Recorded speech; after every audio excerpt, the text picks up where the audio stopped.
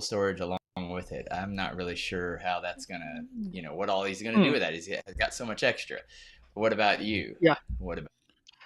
Well, see, here's the thing. I'm running out of physical media to store on it because they don't make much physical media anymore. It's like you get one or two discs a month now. That's why I'm really Yeah. debating, is it worth keeping that alive or not? Because and I've been having issues with my Zapiti. I mean, I almost Oh, call Don and be like, "Hey, let's hook me up with a revolution here." You want our I'm getting evolution? I kind can of definitely take care of that yeah. for you. See, now so that's you Because a know I what? Did thing you? where So you know what, guys? We've been live for the last 30, 40 seconds, but I just let you guys keep talking. So let's get the show started. Look, this is what we do in the background. Everybody that's tuning in, we're constantly talking home theater, constantly talking everything. So welcome everybody. I wanted you guys to get a preview of what we do backstage here, and exactly how we're constantly talking about stuff. But welcome to the 27th episode of the Home Theater Hub. We got a full panel of guests here. Returning, Mr. John Anthony. How are you, sir? I'm doing great. Thank you for having me again.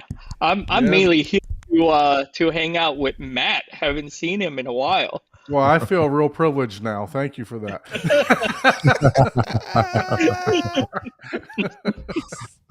Oh boy. I- Mr. Ike, how are you doing, sir? I am doing good. How about yourself? How's everyone doing? We're here. I'm looking forward to this episode. Also, we got a good friend of I consider him a good friend of mine in the home theater space, Mr. Matt. How you doing, Matt? I'm doing well, man. How are you doing, Don? Good, good, good. We appreciate you joining the show. Just a wealth of knowledge over here. You guys are going to see that the transition that Matt has taken along his journey today. So definitely look forward to sharing that with you. Paul, how are you, sir? Thanks for joining us doing again. pretty good. I'm gonna have to get really close to the mic so I can sound half as manly I as know, Matt over right? I there. need Like, to hold switch it. on. Yeah, I'm doing pretty good. Matt, yeah. I know I'm looking for the EQ button over here. I can't find it. Like, I need to bump my bass up about 20 Matt, dB on that. Matt is hitting To like catch up. 10 hertz right now.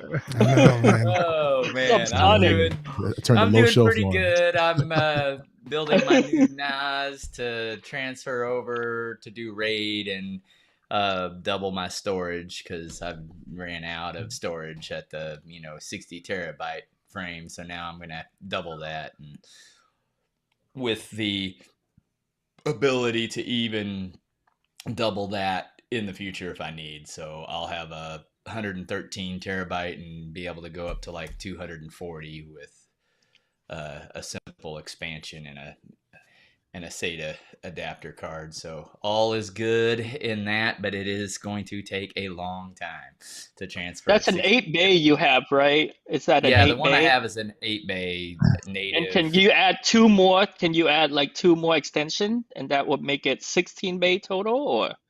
I can add actually more than that even. I can add two more, either 8 bays or two more 16 bays. It Whoa.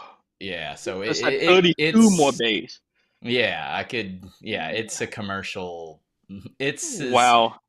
without the only difference between what I have right now and a full-fledged commercial is like I don't have dual power supplies. I don't, I'm not running dual CPUs and just a bunch of stuff for, if Google has a NAS, they don't want it to go down ever. But me, I'm like, well, I want it to work forever. But,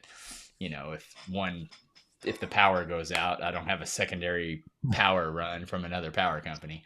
Uh, Stuff like that. I'm like, So what yeah, about you, whatever. Matt? What is your prime media player or storage solution that you're using for your theater slash websites, all that stuff like that? So primary is 100% Kaleidoscape. It's been like that for a few years. Made the transition over from the ripping. I was doing Plex and a massive NAS many moons ago, but yeah, I made the transition. Yeah, it was a really interesting transition because I was anti Kaleidoscape for the longest time. I was like, no, Kaleidoscape, no, too. Yeah, And once then, you get to the convenience, I mean, yes, yeah, yeah, and you get past that first hurdle, yeah, yeah, it's just mhm, there's so much convenience because yeah, I'm going to be right, spending several days working on that, you know. I mean, yeah, Mhm. so yeah. It's it's just a setup, and maintaining a NAS is very. It's not only maintaining a NAS, but maintaining a NAS that is primarily a media server.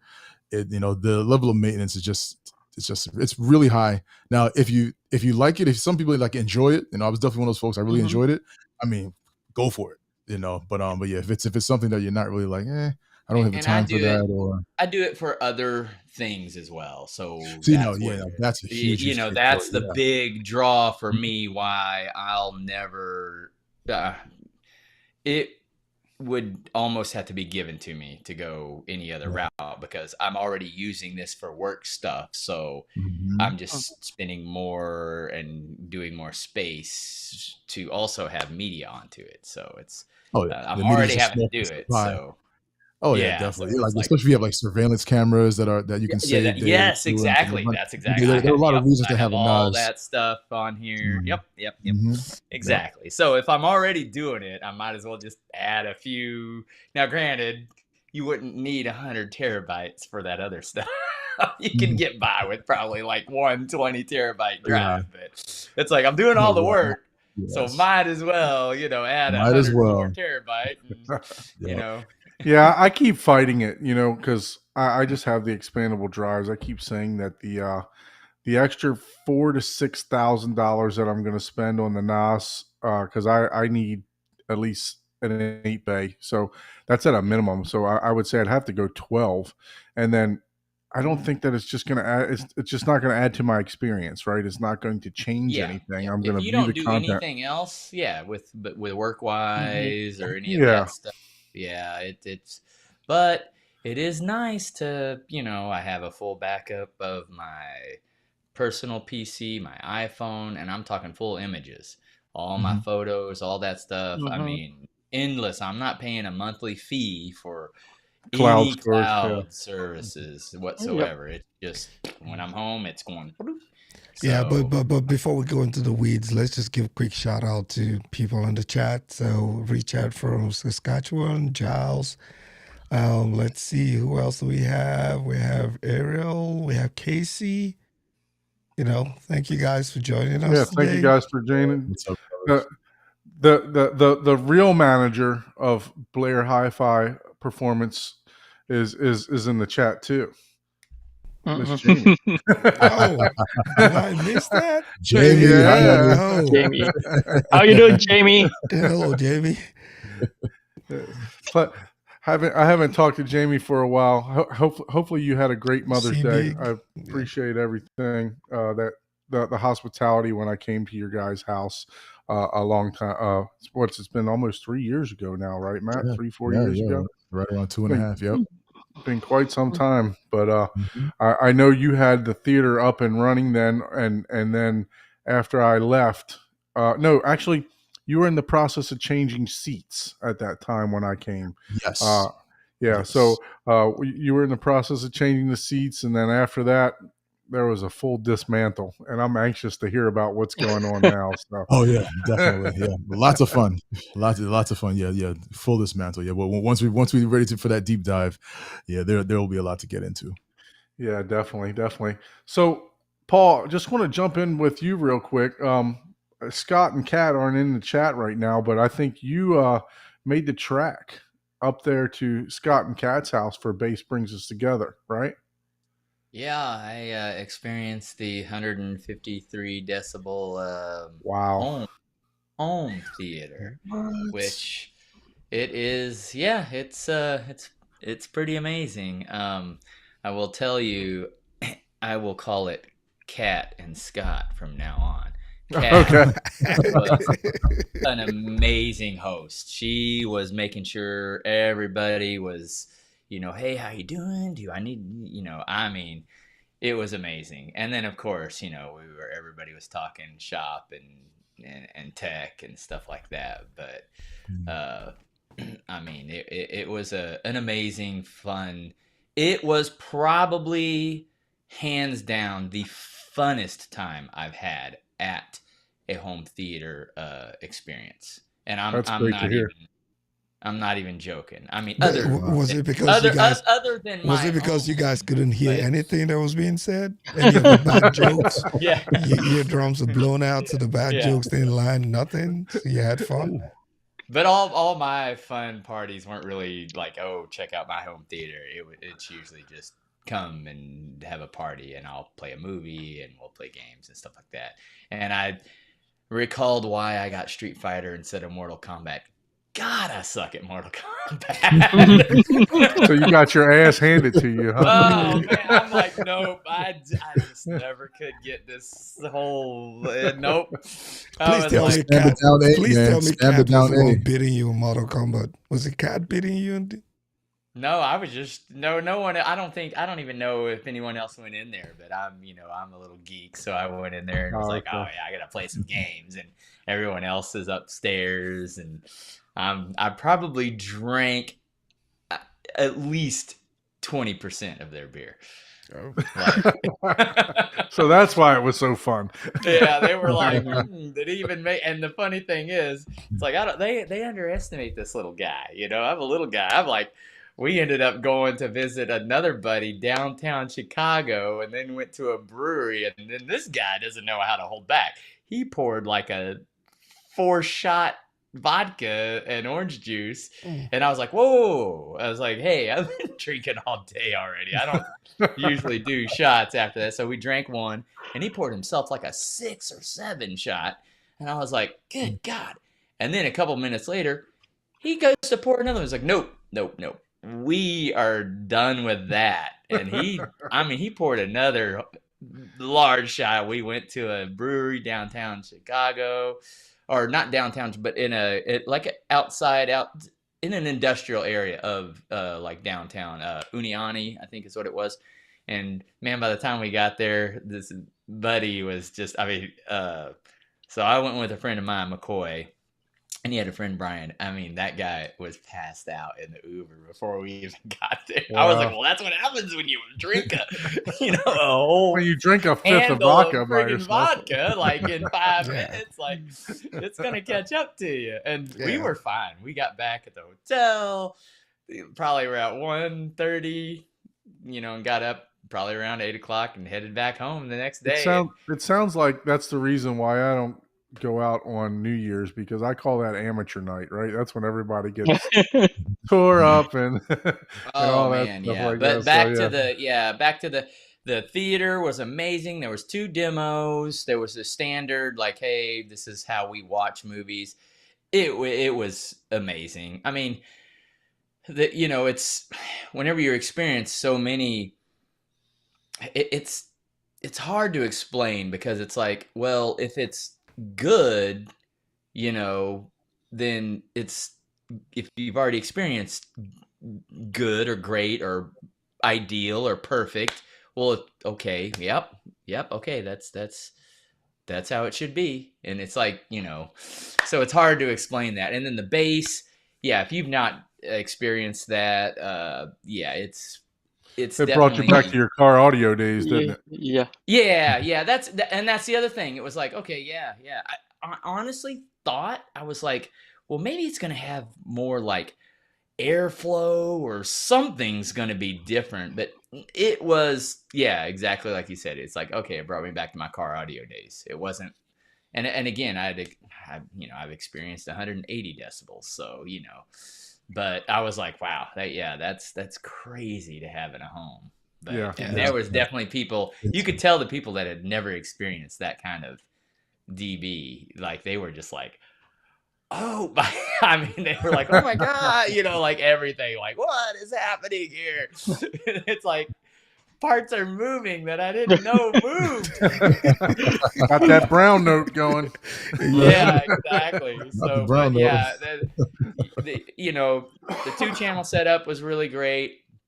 The home theater was great, but the hospitality and fun, was so outstanding. It nerfed the gear and even the base that That's great to hear. I Yeah. experienced personally. That's I was just awesome. like, man, this is like a party that I would have, and it was a great time. And there was lots of people there. So Yeah, that's fantastic to hear because I really wanted to go, but I just had too much going on with work. Scott actually extended an invite to me, even though he already had a full house, and I unfortunately just couldn't make it. I toward really the did want to go.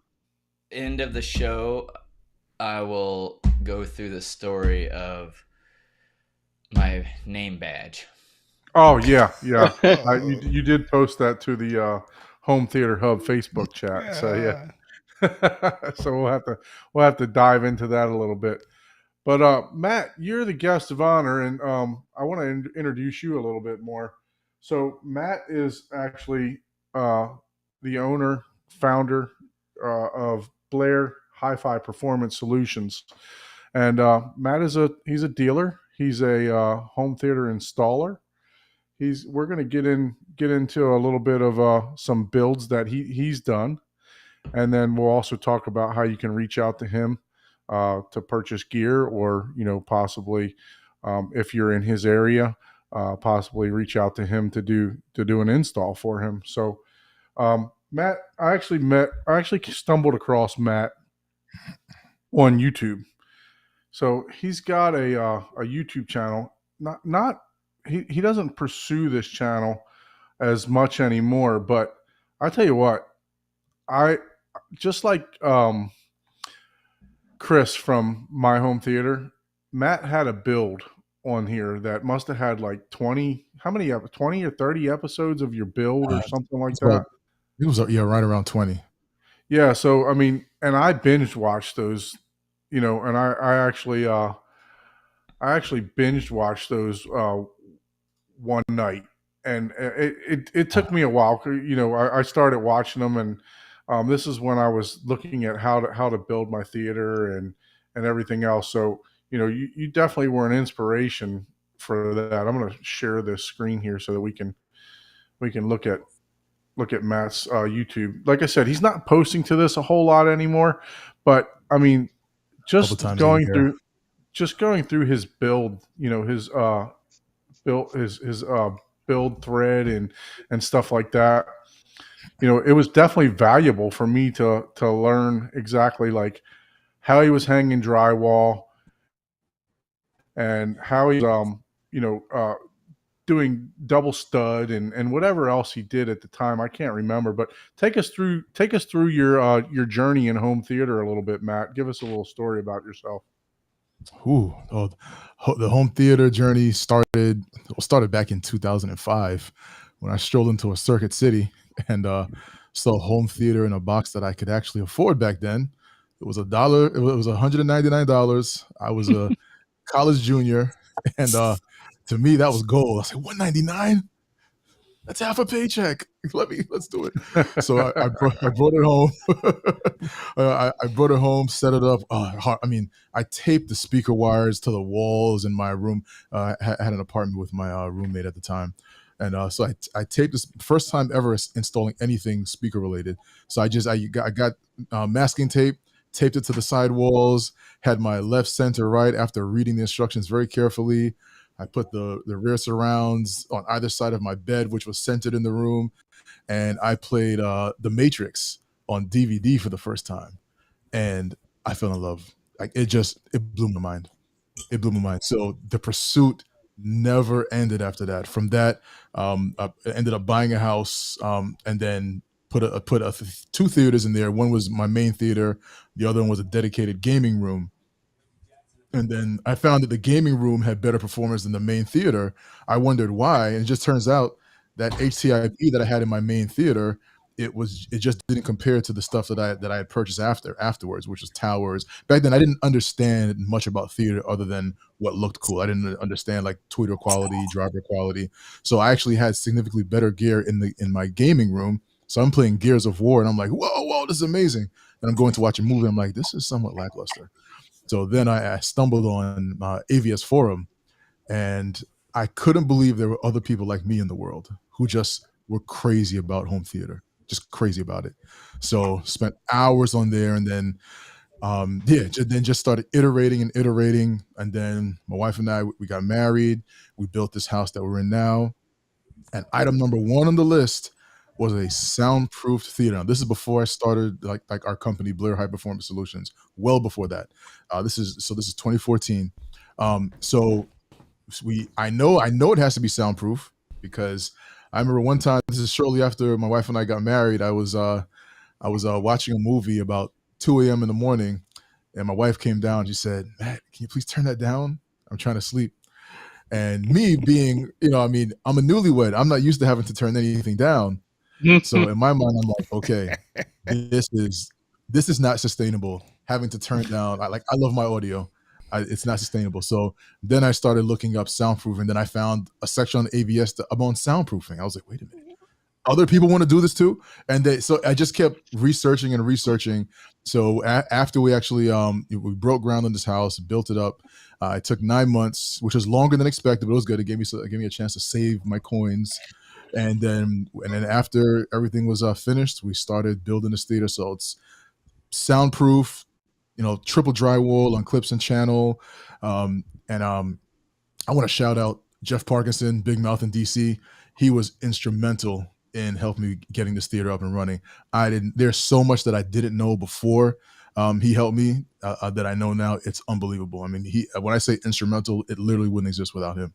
So I definitely want to give him a shout out. So we did the soundproofing, the clips and channels, and it's really effective. There's this furnace and hot water heater immediately behind the theater. Can't hear anything. There's duct work on the left side and contained inside a soffit. Nobody knows when the HVAC is on. Nobody knows when the water heater blower is going. There's a rack that powers our smart home that is right outside the theater entrance. Once you close that double door with the airlock, you don't hear anything. So these are things that these were all requirements when we first started building. Now, 2015. So between 2014 and 2015 is where I started posting the videos on the build. That's 2014. I started my YouTube channel back in 2008, but I was posting my theater stuff back then, like me discovering towers and my flat panels. Then I went into projection. But so I started getting a lot of messages of people asking me to help them with their builds, and it kept happening again and again and again. So late 2015, I had this late 2015 or early 2016, I had this epiphany, like I should just start a company that does this. I mean, I'm helping people anyway. I'm going to their houses, I'm helping them do this, I'm helping them do that. And so I just started a company. So started the company, and it went relatively slow for a couple of years, just picking up brands, and then it started to really blow up right around 2018. The 2018 mark is where things started really exploding. So there have been so many iterations of the theater now. So we've transformed the theater that we built at that point. We've transformed it into a showroom. So it's been an active showroom since 2017. And then we just keep iterating. We maintain our cutting edge. So we do everything. I mean, control systems. I remember the Harmony transition was particularly hard on me, because I had a Harmony remote in every room of not every room, but in every system that was in the house. And once they stopped manufacturing the Harmony remotes, I actually had all of them at different times start to fail on me. So that's when I started. Well, I was like, all right, I have this company. It's really time to look at automation. That's when I started doing the Control4 stuff, and that opened up a whole other world. And then that's what really opened up the company to a world beyond home theater, to like the smart home realm, which is huge. I didn't know how huge of a market it is before we entered it, but it's massive. That's a question I have. Well, quickly, someone left you a good comment, a nice comment. So I thought I'd put it up so you can read it. So, yeah. Thank you so much, darling. Thank you so much. She's an awesome wife. Yeah. Matt brings his own fan club. Yeah, I know. I was like, damn, man, we're on, and the first comment's coming from, followers. But the question I have, whenever it comes to, like, especially as a business, right?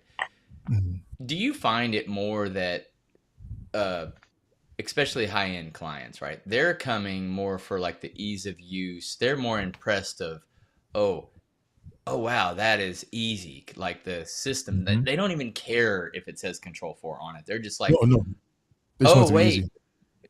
you mean it will do my blinds and my lights and my Hmm. stuff, and if I have this one thing and I hit pause because I Hmm. gotta, take a bio break, it's like, oh wait, everything like, okay, how do I do that?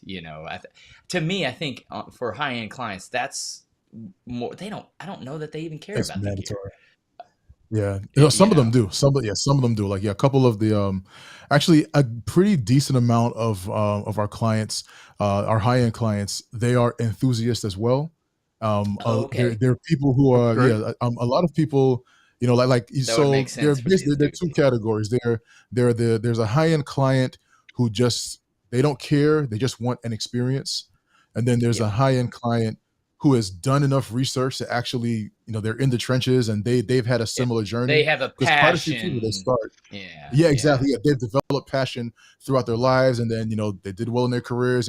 They've been into home theater for 20 years, but now they're millionaires and they want to use it on home theater. So you definitely have those two camps, because there are a lot of very high-end clients who know exactly what they want, and you have to come knowing exactly what you're talking about, because it Right. is the worst thing to be yeah, corrected by a client.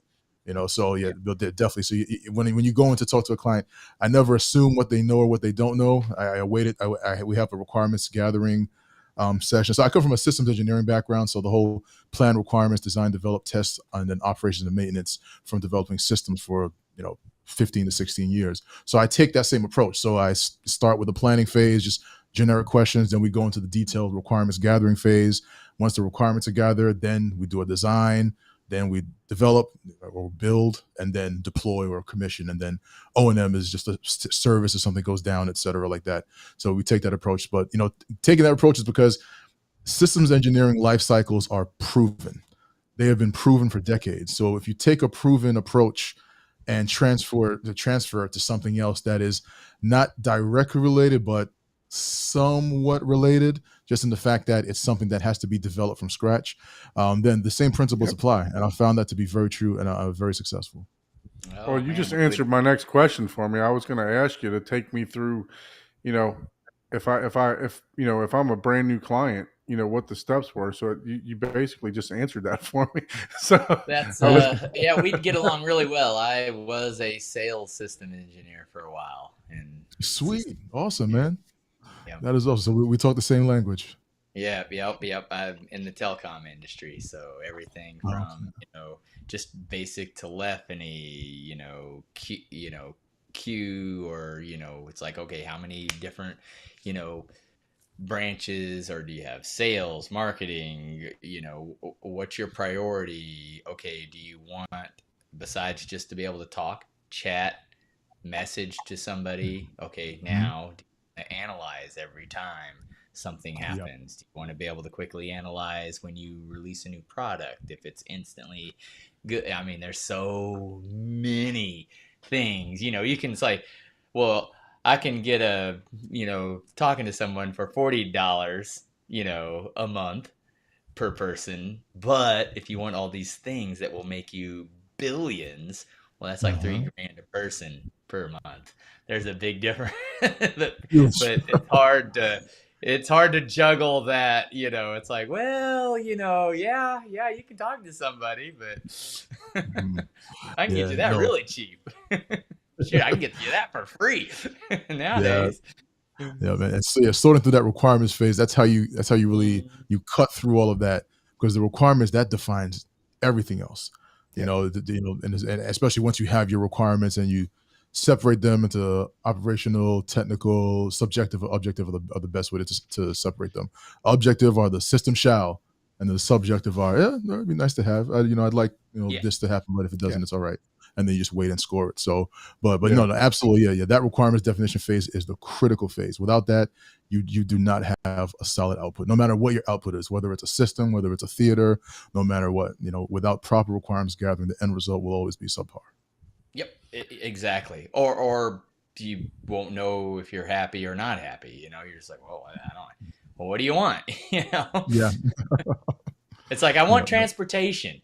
Okay, here's a bicycle. or here's a M1 Abrams tank. 50 a 50-ton Abrams. rock hauler. It's like, well, wait, I Yeah. can't even drive that down the street, and I need a license to get that. Well, you didn't give me Oh, man. requirements, man. I just here's Yep. I just want to take 2 seconds to say hi to Mr. Chuck. Mr. Chuck, how are you, sir?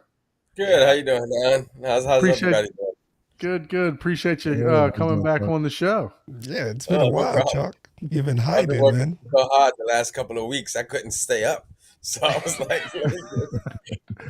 Yeah, I think Oh. the last Guys, time you were on the show, you told me that you were helping your son out with some work over his house, right? yeah, yep. I'm building all kind of stuff over there. Oh, Building wow. rooms in the closet hut, tearing down rooms in the house. Just I still not finished, but he's actually took his girl to Paris to propose to her. Oh, So- wow. Oh, I hope she Yeah. doesn't watch this show. No. Yeah, they're there. He proposed already. They've been there for about a week now.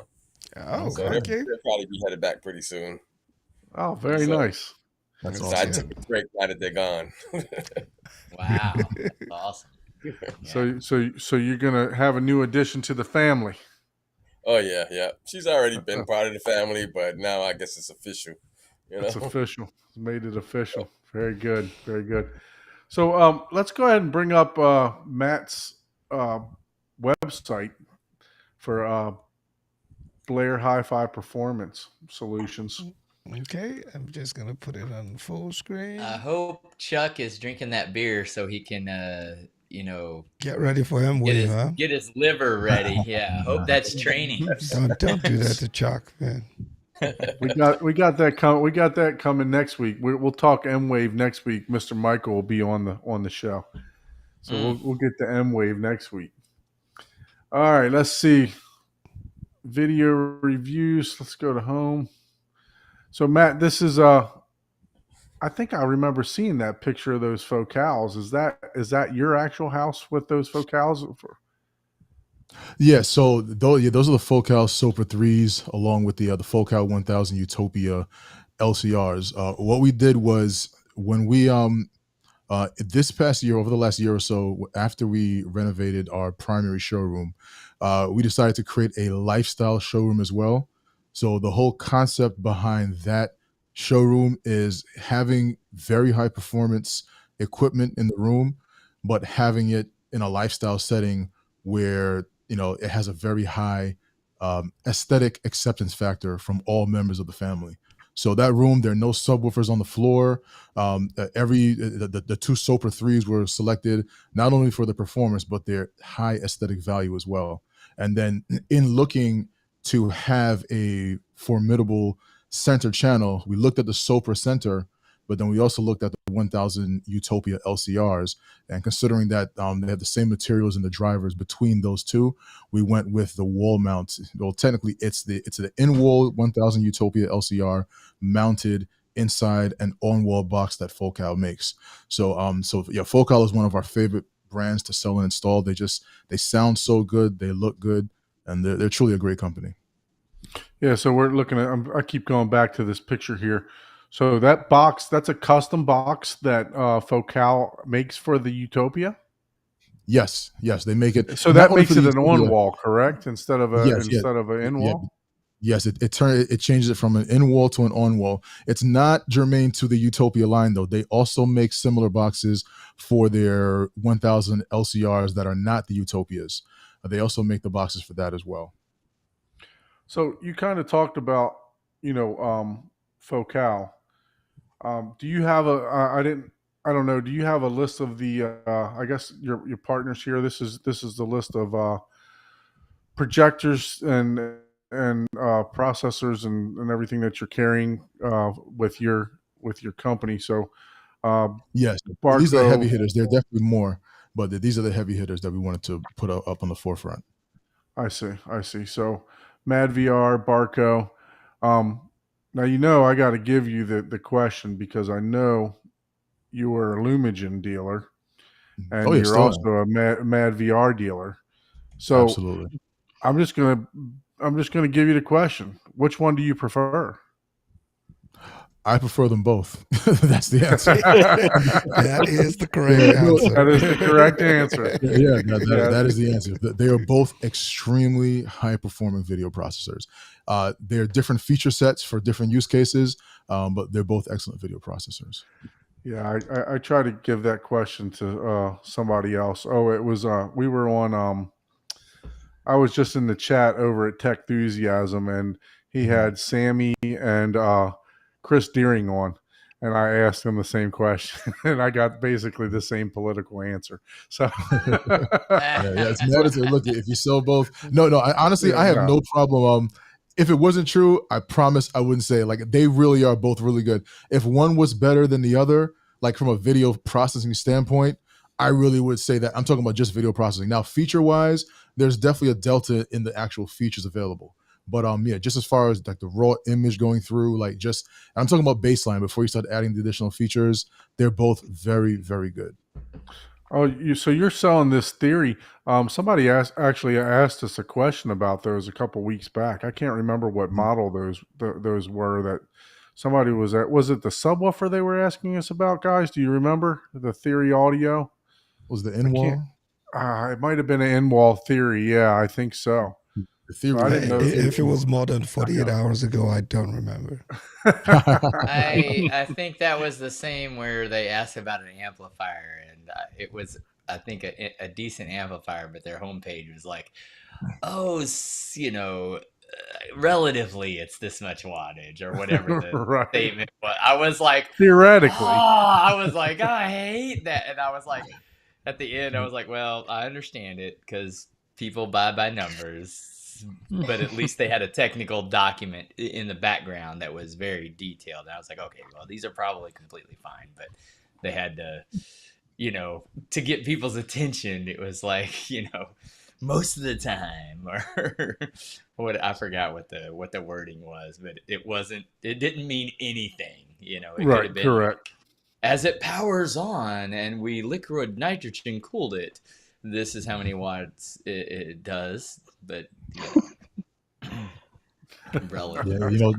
Theory Audio, they do a great job of like, so they amplify. You have to use their speakers with their amplifiers, but it's definitely for a good reason. Like, they're all tested, and their amplifiers have a really good DSP built in as well. It's extremely powerful. So if you don't have something like a Trinov or a Storm Audio, you can really dive in with the DSP to get some very, very good sound out of it. So yeah, it's just and for that reason, their whole idea is they do not want a single deployment of their product to sound bad. So to ensure that they decided to take control over that aspect, that's why the amplifiers also have the DSP. So are those amplifiers built into the speakers, or are they passive but just rack mountable? So the speakers are passive, and then the amplifiers are rack mountable. And so it really just matters like how many speaker channels, how many amplifier channels does each speaker require? Because you'll have the same amplifier that might be powering a subwoofer, but then on the other hand, you might need multiple channels of that to power the 8 212s, which are a speaker with two 12-inch drivers that could be a subwoofer in and of itself, in addition to its tweeter and mid-range section. So that their range of amplifiers is relatively small, but it is extremely versatile. I didn't realize that. What area are you in, Matthew? I am in the DC area, so DC, Maryland, and Virginia area.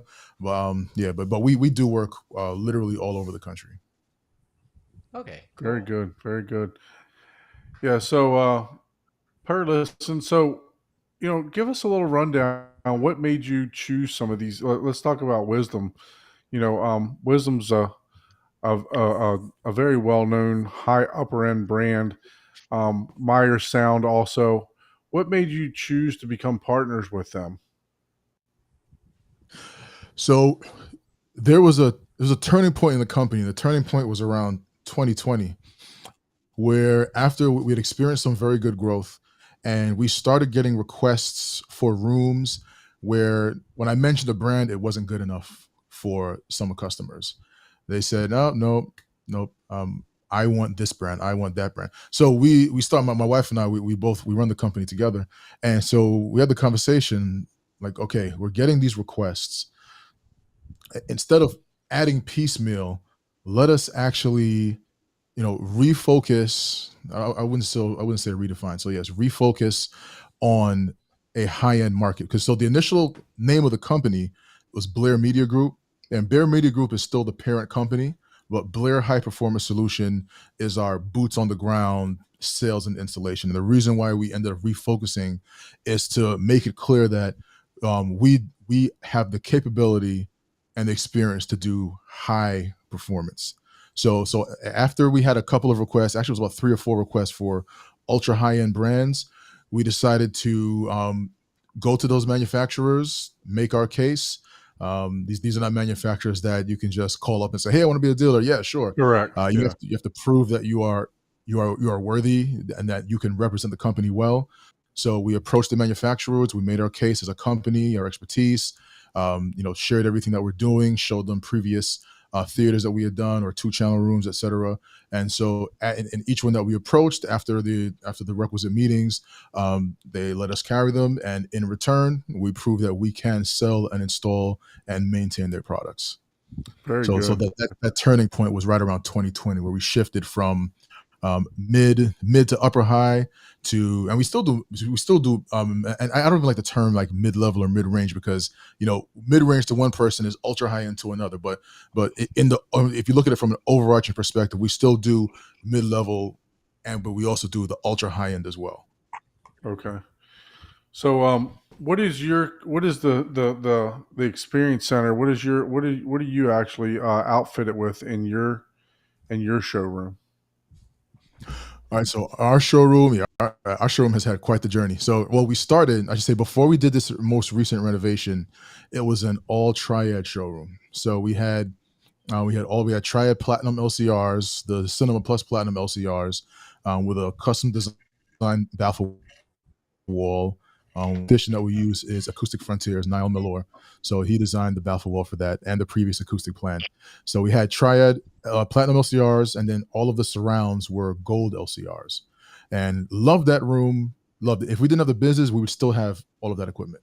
But when we decided to pivot and then have a place where people could come and experience ultra high end, we decided to renovate and then do a Wisdom Audio showroom. So we put a Trinov Altitude in there, 2 Trinov Amplitude 16s, which are great, all great products, man. They sound amazing. And then we have a Mad VR processor. We previously had a Lumigen processor. We just cycled it out for no other reason than the business. If this was our personal just theater with no business, nothing would have changed. We were extremely happy with the performance.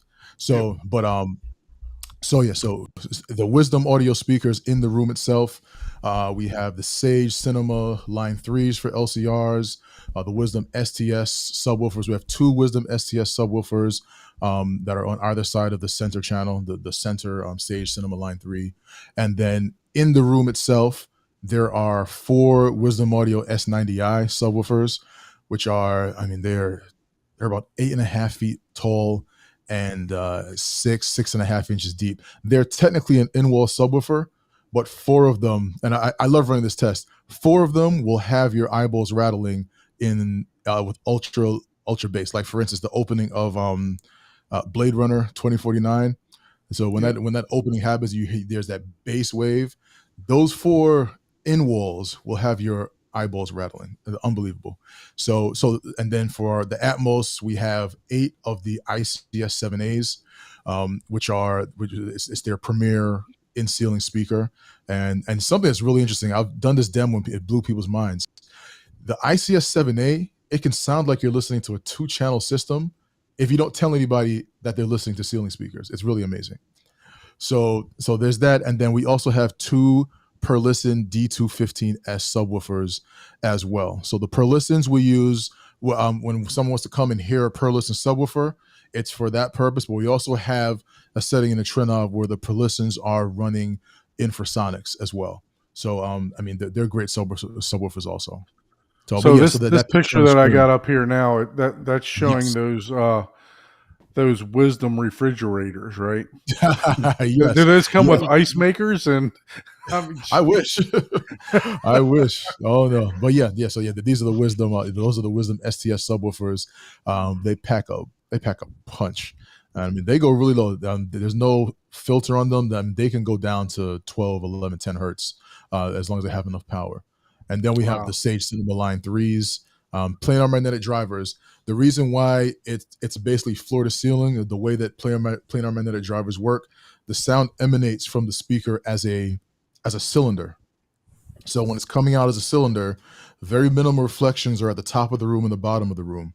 So when it comes out, if you're in the second row, if it's coming out as a cylinder, if you're in the second row, unless you have a speaker that has line of sight, so that cylinder can hit you, then you'll hear very little.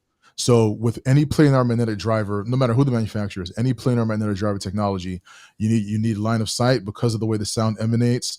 But the really good thing about that is like very high efficiency and very little decibel loss. It makes it easier to calibrate because the decibel changes between seats is so minimal compared to a point source. So those line 3s, for our surrounds, we have the line 2s, which are basically just like those, just two units high instead of 3. So instead of floor to ceiling, they're about maybe the 1/4 away from the floor and then 1/4 away from the ceiling, so that they can cover both rows from the sides. They're much closer. And then the rears as well. And the wides, we have the L8i units. Wisdom L8is. So projectors, the Sony VPL XW 6000 ES, and we are loving it. These Sonys are just sharp. I mean, we are huge fans of Sony. It's definitely our favorite projector to sell. I know it's controversial, but we've had both. We had the JVC and NX9 in here, and when we A/B'd it with the Sony, we actually chose the Sony. Yeah. No, I mean, Sony definitely has a good those picture. colors The in colors, this Sony is just the colors on something the else, Sony. man. I would agree that Sony has. It's just the black levels that I just can't get past. And then you may have a way with that, with the Mad VR or the Lumigen added on to bring those black levels out that I'm just not aware of. So here's the thing too with the black levels play a much more significant role when you're looking at smaller screens. Once you go with a larger screen, like our showroom screen is 13 feet wide, and a lot of the rooms we do are in that 12 to 14 foot wide range. When you go really wide, unless you're doing a barco, which we love to do, but unless you're doing a barco, your iris is going to be all the way open anyway. Yeah. So immediately, like with a JVC, immediately you're not maximizing black levels. You really need like a smaller screen to really get the most of that. Sipping BlackBerry, I saw that. Yeah. You definitely need you have to open the iris all the way. So immediately, I don't want to say compromise black levels, but the black levels are not what they would be with the iris all the way closed. But for the iris to be all the way closed, your screen can't be massive, or you need to go for a barco. So once you're in the realm of iris all the way open, then the playing field gets a little more level as far as black levels go. I see what you're saying. Yeah, definitely makes sense. Yeah, a lot of the demos that you see are 100-inch screens, and it's like, well, at that point, I'm just getting an OLED. I think at Emway we had 150 last. Did we have 150? Yeah. Is that where they were comparing them left and right, though? Correct. Yeah. So they were side by side comparing, and they went through. Yeah. They went through the JVCs, comparing them against each other. They went through JVC versus Sony, Epson versus JVC, Epson versus Sony. Yeah. So there was I'll have to pay more attention here. Yeah, that's definitely a fantastic event. I know we're going to get into this next week with Michael. Michael's going to be on the show next week, Youth Man, and just a well put together show for home theater and people that are looking for gear. If you notice, like every one of the people that host a live or they host a some sort of question answering show, that's what it's about. Compare this to that. Would you take this over that, right? So that's what everybody they want your answers, right? They want, not only do they want your answers, but they want to confirm their purchases too, right? Yeah. So it's it's this or that, and and that is the show to do it for you, and it does it in a very respectable way to all the other uh, competition, So I feel that it does it in a very respectable way as far as putting the one brand up against another, or showcasing a certain feature versus another. So if you can make it, definitely make sure you guys can get out there and go to M-Wave this year. So Matt, let's let me go ahead back. I want to try to pull up some of your builds that you've done for some clients here. Let's see here. Let me go back here. All right. So Just let me know when you're ready to. Yeah, not a that, problem. And we can do that. Hey, Matt, quick question: Barco or Christie? It's a hard one. Similar price point. At the similar price point. Choose Barco, I bet. Yeah, I mean, I'm partial. I'm definitely partial to Barco at similar price points up until you get to the $250,000 range. Okay, because the Eclipse has no equal, frankly. Yeah, the Christie Eclipse. Just don't tell anybody I said that, but the Eclipse is. Oh no, we know. I've seen it. That thing is. Once you get to the light cannon outside requirements, at that point, you're like, okay, but that's a total different client. Yeah, that's why I put that that at the same price point, because I know once you get to the Christie level, it's like don't worry about it. The barcodes, a lot of the Christies, the cheaper models, they're fixed lenses, and most of the barcodes, even their lower ends, can't you get custom lenses? Custom lenses out, absolutely. And I think that's what's nice about the entry level. But once you get to the who can produce the most light, it's like, okay, well, all right. Are you ready for the screen share done? Or go ahead and throw the screen share in there. Unfortunately, it doesn't give me an option just to kind of go through each one. I got to go back out and back in. Is that your theater, Don? That is not my theater. That is a theater that. Hey, if you look at what Jonathan said here in the chat for you, everybody's looking good except for you, Paul. So I'll agree with that. Someone's got to make you guys look good. In comparison, you all look good. Pull that up for a few seconds. We can't poke fun at each other. What can we do here? So walk us through this build that you put together, Matt. Oh yeah, certainly. So this is definitely one of my favorites. This is one instance where the customer already had his speaker set before he actually discovered me on YouTube.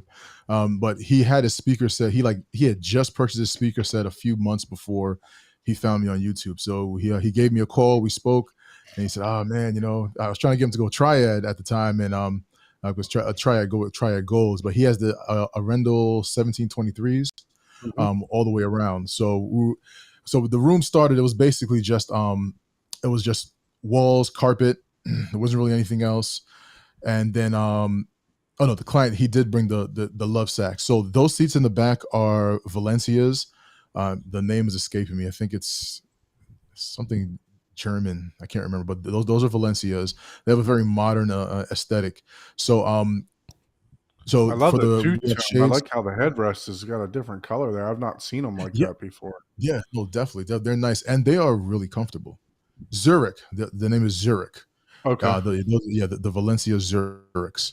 So they're super comfortable. They're also narrow, so they don't take up a lot of space, but they're not so narrow that you feel them on your thighs, or your hips. Like they're just genuinely comfortable. In one of the initial discussions with the customer, we were talking about Atmos. He's like, I have some ideas for the ceiling. So the star ceiling is Epic Sky. The acoustic treatments are Art Novion. So the Art Novion. So in these slides, you'll see I represent 3 different treatment brands. You'll see all of them. This is Art Novion. You'll also see Vicustica in a different build, and then you'll see the Acoustic Frontiers treatments in the showroom itself. But so yeah, and I have to give props to the customer and his wife. They picked that gold. I went with them for a session to basically choose colors for the treatments after everything else was almost finished, and they said, you know what, let's sit on it. And then about 2 weeks later, they called me up and said, hey Matt, we picked the color. We want the gold. So so the actual treatments that you see that are gold, those are the Art Novion Sienna models. And so they have absorption and diffusion built in. Where you see the black velvet looking treatments, those are 100% absorption. The screen, it is a literally 12-foot wide. So the room itself is 12 and a half feet wide, and the screen, no, I'm sorry, no, the room itself is 12 and a half feet wide. If they see the screen has the 2-inch border, and it is a 12-foot wide screen. There is about a half-inch clearance, maybe it's a quarter-inch clearance on either side of the screen. But that was one of the requirements. The client said, listen, I'm doing this once. I want a big screen. The main listening position is actually in the rear row versus the front. The front is for overflow or guests. So they said, we're sitting pretty far back. We want a large screen. So we ended up picking that one. So because that riser is actually pretty high, that riser is about 22 inches high. Oh, wow. Yeah, it's pretty high. It's definitely pretty high. So I had to go into, and I should have included the 3D modeling, but I had to basically just put together a design in CAD, so I knew exactly where the speakers would go, height, etc. Built platforms for the 1723 towers from a rental to sit on, so that you get adequate coverage for the front row and the rear row, and then similar to the to the rear surrounds. So yes, that is the that is a 3D treatment plan from Art Novion. We actually ended up going with a little more than that. Just to tame some of the bass, so we put some bass traps in the corners. But more or less, that's exactly what you have there. Initially, we were going to actually do Lutron shades because the customer opted to have me install Control 4 in this room. I actually did Control 4 in his whole house, but in this room specifically, we were going to go with Lutron shades. But at that time, the lead time was pretty long. So he ended up getting some shades from, I think it was Amazon, to kind of hold him over. And he said, you know what, we never lift these, so let's just stick with those. So the black shades are for Amazon. So those shades are not something that I provided. The subwoofers are Seat and Sound F18s. There are actually 2 in the room. They're in the front of the room behind the screen, resting on the floor. That is an acoustically transparent series of panels that I built for the bottom, below the screen, and the top of the screen. The clearance on either side of that screen is so minimal, it was impossible to even build anything for the sides because the screen had, you couldn't fit your finger between the edge of the screen frame and the actual room, and that is by design. If we wanted to have something else there, we would have gone with the Balon from Stewart, which has 0 border. So we could have done that, but we went with the 2-inch border so that the screen it would be just shy of the actual walls itself. So the end result, I mean, I just did the final calibration for this maybe a month ago, and the end result is outstanding. I am very impressed with Arendelle speakers in general. I was before when I first heard them, but after calibration, I have to say, I mean, they don't have a dealer model, so I'm just saying this because I heard them. They sound amazing. The Seat and Sound F18s, they rock that entire room. It's just 2 of them, and I remember initially I wanted to put 4 in, but then again, this all comes up in the requirements phase where he said it's just me and my wife in these 2 center seats at the rear. Overflow, if they don't like the bass, they can go home. So with that being said, we stuck with 2. We stuck with 2 subwoofers, and I mean they are, yeah, it's unbelievable, especially because that main listening position in the rear row is on a riser. I mean, the bass is it's violent. It's pleasingly violent. Yeah, that's a fantastic theater that you put together there. I really like the star ceiling. I think I reached out to you privately, to kind of get a basis on the panels rather than me doing it myself, because I actually went to a place here in Boca Raton that they had the panels, and it was outrageous. It was like $50 a square foot, and I'm like, oh, that's not too bad. And then I started adding up square footage. Wow, I got 400 square feet. You know, so it's it is a little expensive. That adds up. Yeah, I built this. I built mine myself, and I think that was the most time I ever cursed in my life. I know. I don't recommend it to anybody, and like I joke about it, but I'm very serious. Like, don't do it. Just I don't know, but yeah, it gets really expensive to pay somebody to try to do it. That's definitely a passion project, and yeah. Any questions on that theater before I move on to another one from Gene? I know, right? Paul? Or in the chat, if you have any questions, feel free to drop them in the chat. Matt, for that room, did you do any treatment in the ceiling at all? I didn't see on the sketch. Yeah, so the only treatments are, so the Epic Sky Star Ceiling, it actually comes with, you have the option to have it come with absorption built into the star panels. So the answer is yes. Okay, so every panel has absorption, or did you stagger that? Yeah, no, it's complete. It's complete, and it was needed, just because the high ceiling, the high ceilings get really tricky. That's 10.5 feet high, and they can get really tricky. You definitely want some absorption on there. The way his Atmos speakers are placed, you don't even need that much diffusion. We really wanted the absorption exactly up there. So let's talk about calibrating this when so you offer the full gamut from the time that the consultation all the way to calibration, right? All the way to the end. Is that correct? Absolutely. Now, do you calibrate projectors and video also, or do you just calibrate the audio portion? Yeah, I'm all audio right now. I need to get into video, but I'm all audio right now. Okay. That's a pain. I know. Video is a tough one. Yeah, that's a tough nut to crack. Yeah. So, but I mean, look, I'd imagine for you, as much as if you can adjust the Lumigen yourself on that DOS system that it has, I'd imagine that you understand 1,000% of what you're doing with gamma and everything, color space and everything else like that. That thing is not DOS. That thing is Fortran 77. That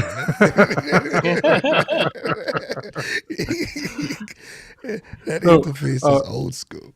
It does help. What are you using when say I hired you to do soup to nuts, right?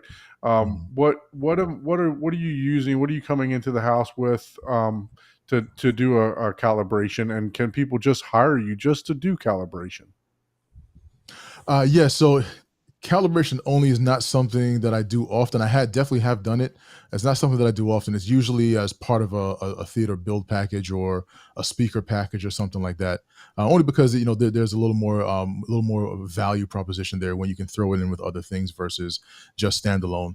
But yeah, when I'm going to do a calibration, it usually depends on what their equipment looks like. Hopefully, I provided them the equipment so I know exactly what I need to bring. For instance, something like that theater uses an audio control processor. So if it's audio control or something, anything that uses Dirac, I know I'm bringing my U-mic. If I've sold the customer a Trinov, then I'm either bringing my Trinov mic or they're using theirs. Many customers, they buy their microphones when they buy their Trinov, so I'll use theirs. I just I'll go walk through the process of loading the microphone file into the Trinov, and then then I'll run the calibration, and I'll say, all right, if you want to run your own calibration, here's what you do. Kind of walk them through that, and there are rooms that have not. Oh, let me not forget Anthem. If it's an Anthem room, then ARC. Of course, Anthem room correction. So if it's not a processor or receiver that has a robust calibration capability, then it's me and REW. Actually, it's me and REW no matter what. But REW adjust the filters, then run the calibration, then tweak. That's usually it. But if there's no auto, you still do the other steps. So you still run REW. Make adjustments if wherever you need to in the PEQ. and then just tweak, listen, tweak, and go through that process. So it really depends. Every room is different. So, but it's usually directly attached to what the processor or receiver is. So which of the calibration options out there just make you just shake your head? I'm not going to ask which is the best, but which one just makes you like, I don't feel Odyssey. like dealing with this one. Odyssey. Odyssey. Okay. Odyssey. Yeah, I just don't like it. I mean, I've used it a ton. I mean, some of I remember my first what I consider to be expensive receiver was a Denon, I think it was an AV 3800 Ci. It was circa 2009 or 2010.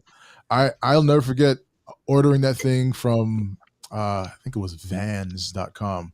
I don't know if they're still around, but I ordered that thing. I remember I spent $2,100 on a receiver, and when I got home, I sat in silence for an hour, saying, "Did I just do that?" I couldn't grasp the concept. But that was my first experience with Odyssey. Previously, I had done Pioneer. I had Pioneer with the MACC, which I thought was terrible. So, so at that point, I thought Odyssey was great. But then after just moving forward into some of the other systems that were available, then going back to Odyssey, it seems so limited. Like I'm so happy that like the higher end the Denons and Marances have direct, because it's such a game changer. Like that level of equipment deserves a solution like direct. They just deserve it. So, and I don't want to step on Odyssey. Odyssey can get you much better results than most people can just get on their own. So Odyssey is definitely doing a great thing. It's just that, and I think with the personally, I don't addition like of the auto EQ that they added on and stuff like that, yes, it is $200 to purchase it, but I think it does bring the playing field a little bit closer than what it was, back then when you were, when you were messing around with it and stuff like that.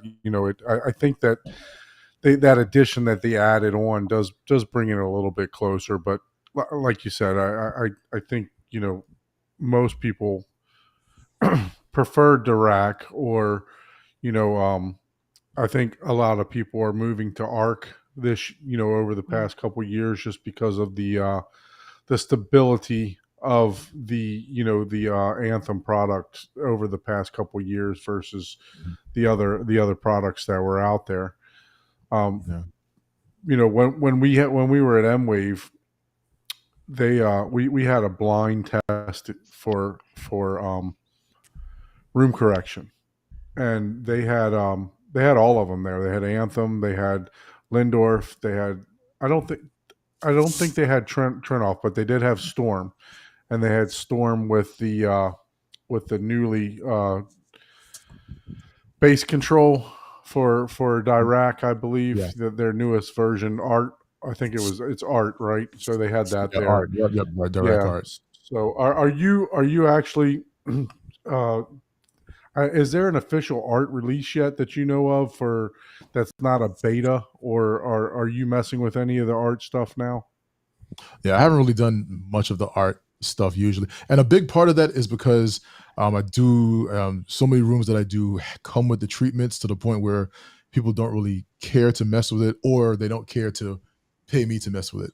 So that's usually what it is. Like they get the end result from the treatments, like physically attack the issues in the room with treatments and placement. Now art is awesome, but what I always say about Art, and this is my personal opinion. There are others out there who can have different opinions, but my personal opinion is that solutions like Art, they really shine in rooms where you can't treat first. Right. Because then, so that's my personal opinion. It's an outstanding capability though. And I'm sure that even in treated rooms, it will still, elevate, but just in my experience, I mean, the rooms that I do are 9 times out of 10 come with a treatment plan or a treatment package. So we just attack it physically and then calibrate the rest. Yeah. I mean, I know those are solutions, like you said, that for rooms that doesn't have much treatment. Obviously you want to treat your room if you can, right? So, do a lot of people that I've spoken to, they talk about how treating the room was the major change, not getting new speakers, not getting a new processor, not getting, new equipment, but actually treating the room and Yep. what a change it actually makes to the room. Speaking of treating the room, go ahead and pull up this other beautiful picture of this theater that we got that Matt designed and built. I am really digging this diffusion, whatever, right next to this round diffusion, and then this stylish panel Yeah, right next to it. What is that, Matt? Yeah, so that's all Vicoustic treatments. Now this, so one of the things Art Novion and Vicoustic will do, they will put a treatment plan together for you based on your speaker positioning and your room dimensions. So in this particular case, this is a per listen customer of mine. He has a full per listen system, including two of their D215Ss, and so had the speakers, had the room dimensions. Vicoustic put together the plan, and then we just ended up executing the plan. So now, and I also want to give props to this customer. This customer, he actually he did the install of these treatments just like by himself. He did he tackled those, so definitely props to him. But yeah, so yeah, this gives you a window into just how different companies do things differently.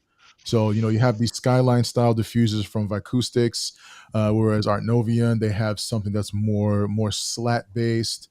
And then as you'll see a little later on, Acoustic Frontiers has something that's I wouldn't say hybrid, but we'll get into that a little later on. But yeah, this is a great room. He also is powered by a Trinov Altitude and an Amplitude 16. He's running Kaleidoscape. I mean, it's a truly great and truly high performance room. So this panel, what is the purpose? Is that diffusion, and what is that made of? That's next to this round panel that I'm looking at here. It's just to the left of that. What is the purpose of that actual device? Is that a diffuser? Yeah, so it does diffuse. One of the things you'll notice with treatment plans in general, they generally want to do both absorption and diffusion in like the same general area. They're trying to get it and then absorb and direct at the same time. So you'll often see diffusion and absorption juxtaposed in almost any professional acoustic plan that you see, just because there's certain frequencies that you want to absorb and other frequencies that you want to disperse, and by juxtaposing those, you get to hit those waves at more or less the same time. Of course, not identical, but more or less the same time, and then it can do both of those things to that sound at the same time. I see. So that is absorption and diffusion at the same time. Yeah. So those I believe those are the cinema rounds that are to the left of that. And I can't remember what the diffusion piece is called, but yeah. So you get more absorption. What was that material? Is that a foam? Is that a wood? What a veneer? I'd say it's like a veneer. Maybe not quite a veneer. Let's go with veneer for lack of a better term. But yeah, I would say like a veneer on the surface, and then the unit to the left of that, which is curved, the cinema round. Yeah, that is an absorptive piece. So what's the room size? Any idea? Do you remember? Ooh, this room I think was 18. I want to say 18 by 26. And I did forget to mention the seats. Those are the row 1 Calvary seats with the movable headrest. Amazingly comfortable seats. Okay, I was looking at those and I was like, I don't know that I've seen those. They look really cool. They look a little deeper. They are. Yeah, they're super comfortable. Like the level of comfort. I think those were at CDR. I think I remember doing an interview for those covers. They're really, really nice. Yes. They're really nice. Yep. Yeah, both in the leather and their fabric variations. Yeah, super nice. They're very, very. They give you a very high-end feel. That room looks deep, though. Oh, looking out, it was a different view now, but it looked. Oh, I can change it back. Sorry. No, that's fine. But now it gives me a better perspective, because I was just about to ask what the throw distance was, and what if that was I know it looks like a JVC, but what JVC that was. Yeah, that's a JVC NX8. And these pictures the room was probably 88% complete at this point. there's no treatments or anything. The wires are, Yeah, yeah, Yeah. in that They'll way, have yeah, the exactly. tags So the on the wires chairs. and yeah, Yep. definitely. Now, But those are the Perlisson S7Ts for the towers, and the S7C for the center, and then the one of the D215Ss up front, and then there's another one that's at the back of the room for even bass do you response. have those subwoofers elevated, or what is going on back there? No, so on the riser it's elevated, but on the up front it's on the ground level. Oh, okay. The picture makes it look like it's floating up there on my screen. Oh, Yeah. oh yeah, no, Like, yeah, no, wow, that's it's pretty sitting on the wild. ground. That's some Oh extra yeah, it does look like that a little bit, like not it's almost needed elevated a little bit. Yeah. thing, but okay. Yeah. So, well, I will say though, it is on the amazing, and I recommend these for everybody. The ISO Acoustics Gaia feet. So I recommend those for everything. We had those are on the S7Ts. Those are on the all of the Perlisson speakers in here. They're on the D215S subwoofers as well. So Gotcha. maybe that they are giving it a little more height. That could be what's contributing factor. Well, I think is what it that is. floating It's look. just the photo and the front chairs make the chairs kind of blend into the carpet on one side, so it's just it's a kind of a a shadow contrast thing that makes you like, wait, is that thing floating? But one half of the chair is kind of blending in, making it look like it's floating. But it's the whole thing looks, everything looks really amazing, and all Perlisson. Like they spared no compromise here. No, not at all. Definitely. So I'm going to move. Any questions about this theater, guys, before I move on to something else? No, so for this particular either. customer, just want to say that it's really interesting. When we were having our initial planning discussions, he never heard of Perlisson at all. It was brand new to him. So there's definitely because he loves his room now. There's definitely a benefit to when you build a relationship with a dealer and integrator, make it a relationship with somebody that you can really trust. Because I mean, he put his trust in me. I told him like, this is what you need to get. He said, Matt, we've done business in the past. I trust you. Let's go for it. And he's extremely happy with the results. So this is just a general advice for any enthusiast out there. When you pick your dealer or your integrator, make it somebody that you trust to the point where you'll spend money based on their word. Yeah. And it's hard to go wrong with Perlissons, man. Those things are really well built speakers. Really nice. So this system here, this was it doesn't look like a hard one, but I'll tell you what made this one really hard. Behind that front wall is a crawl space with pipes coming out of the wall and swooping down. So I had to literally get down into a plank position and walk myself 3 inches at a time until I can go under the collection of pipes in order to actually sound like you're doing my job now. Oh man, it was horrible. It was horrible. But so this system is a very in talking with the client, he said, listen, Matt, I don't want to spend more than $7,000, including labor, including receiver, including everything. What do you have that sounds good? So these are all Episode speakers. Many people haven't heard about Episode, but they're a company that's owned by Snap One. And so he has the Episode 7-inch in-ceiling speakers for his Atmos.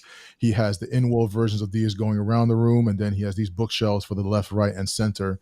And this room is such a hit. I mean, so when I say this room was probably like $6,500 all in, labor, equipment, everything. It's in the theater space is it's very inexpensive.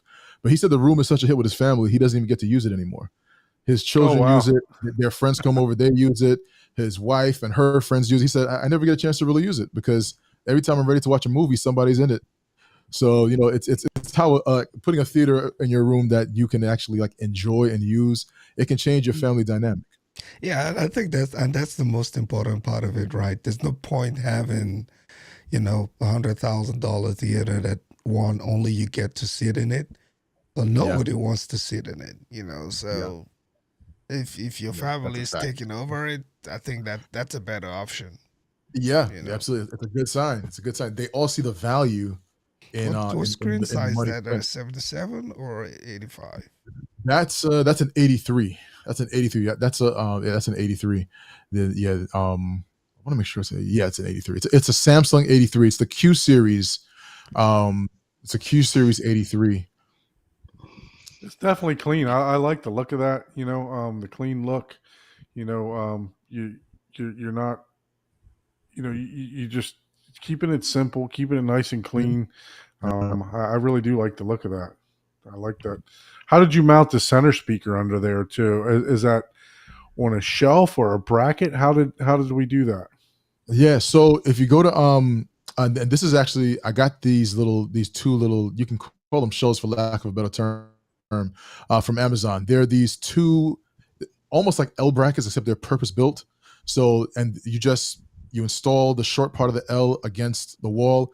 If you don't have studs, then anchors will work. Like this particular install, one of the pieces, it's two pieces that come out parallel. So even though it's not technically a shelf, the two pieces come out in parallel, and then the speaker sits on those shelves. So and then so when you do that, then you just screw one into the stud, the other one can hit an anchor, and then you can change the length. You can adjust the length of it. So you just push it back just far enough where it's not visible when you walk into the room or when you sit down. Okay. And then you have the appropriate depth of the shelf. So it's a really nifty thing. It's from a company called Pile. Pile. Yeah, I'll have to look that Yeah. up, and we'll share that. You said that's on Amazon. It's on Amazon. Yeah. It was a pleasant Yeah, so find. we'll- I was we'll- initially going to do something more elaborate, but it put us over the File's budget. it's a very known commercial or that's used Like for Pro AV. pro audio stuff, and they make anything, build like I need an adapter or a stand or something like that. Man, they're they're the look go-to. something like this. There they go. That's it. Yeah, That's exactly. it right Yep. there. Yep. Yep, that's it right Because there. With the metal's adjustable metal. length. Yeah, Mhm. and they're like the clips of the pro audio world, I guess, Yeah. for Yeah. the high end audio people. So, but yeah, stuff like that.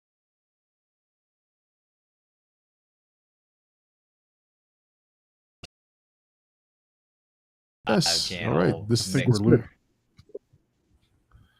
I think we've got some That's audio amazing. issues going in and out. Yep.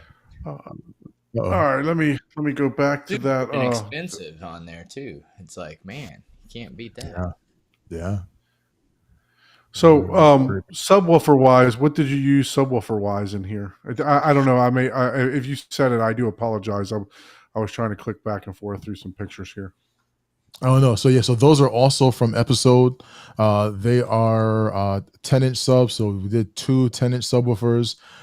Just to give the room good coverage. The rear row in this room, the rear row was going to be where the husband and wife sat, and then the front row was going to be for the children. So we went with the two dual-inch 10-inch subwoofers from Episode, and again, just I want to shout out Episode. They're a great speaker company. I mean, their speakers sound great, and they're very affordable.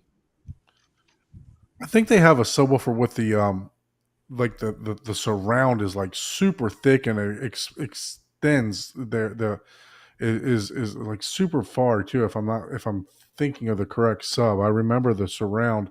It's almost like you can jump on this thing. It's the surround is so thick and big. I may be misspeaking here, but I remember somebody reviewing that Episode sub before.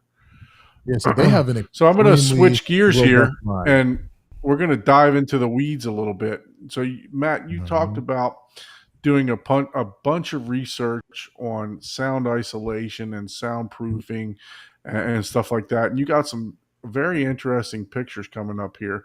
I'm going to go ahead and share this one with you.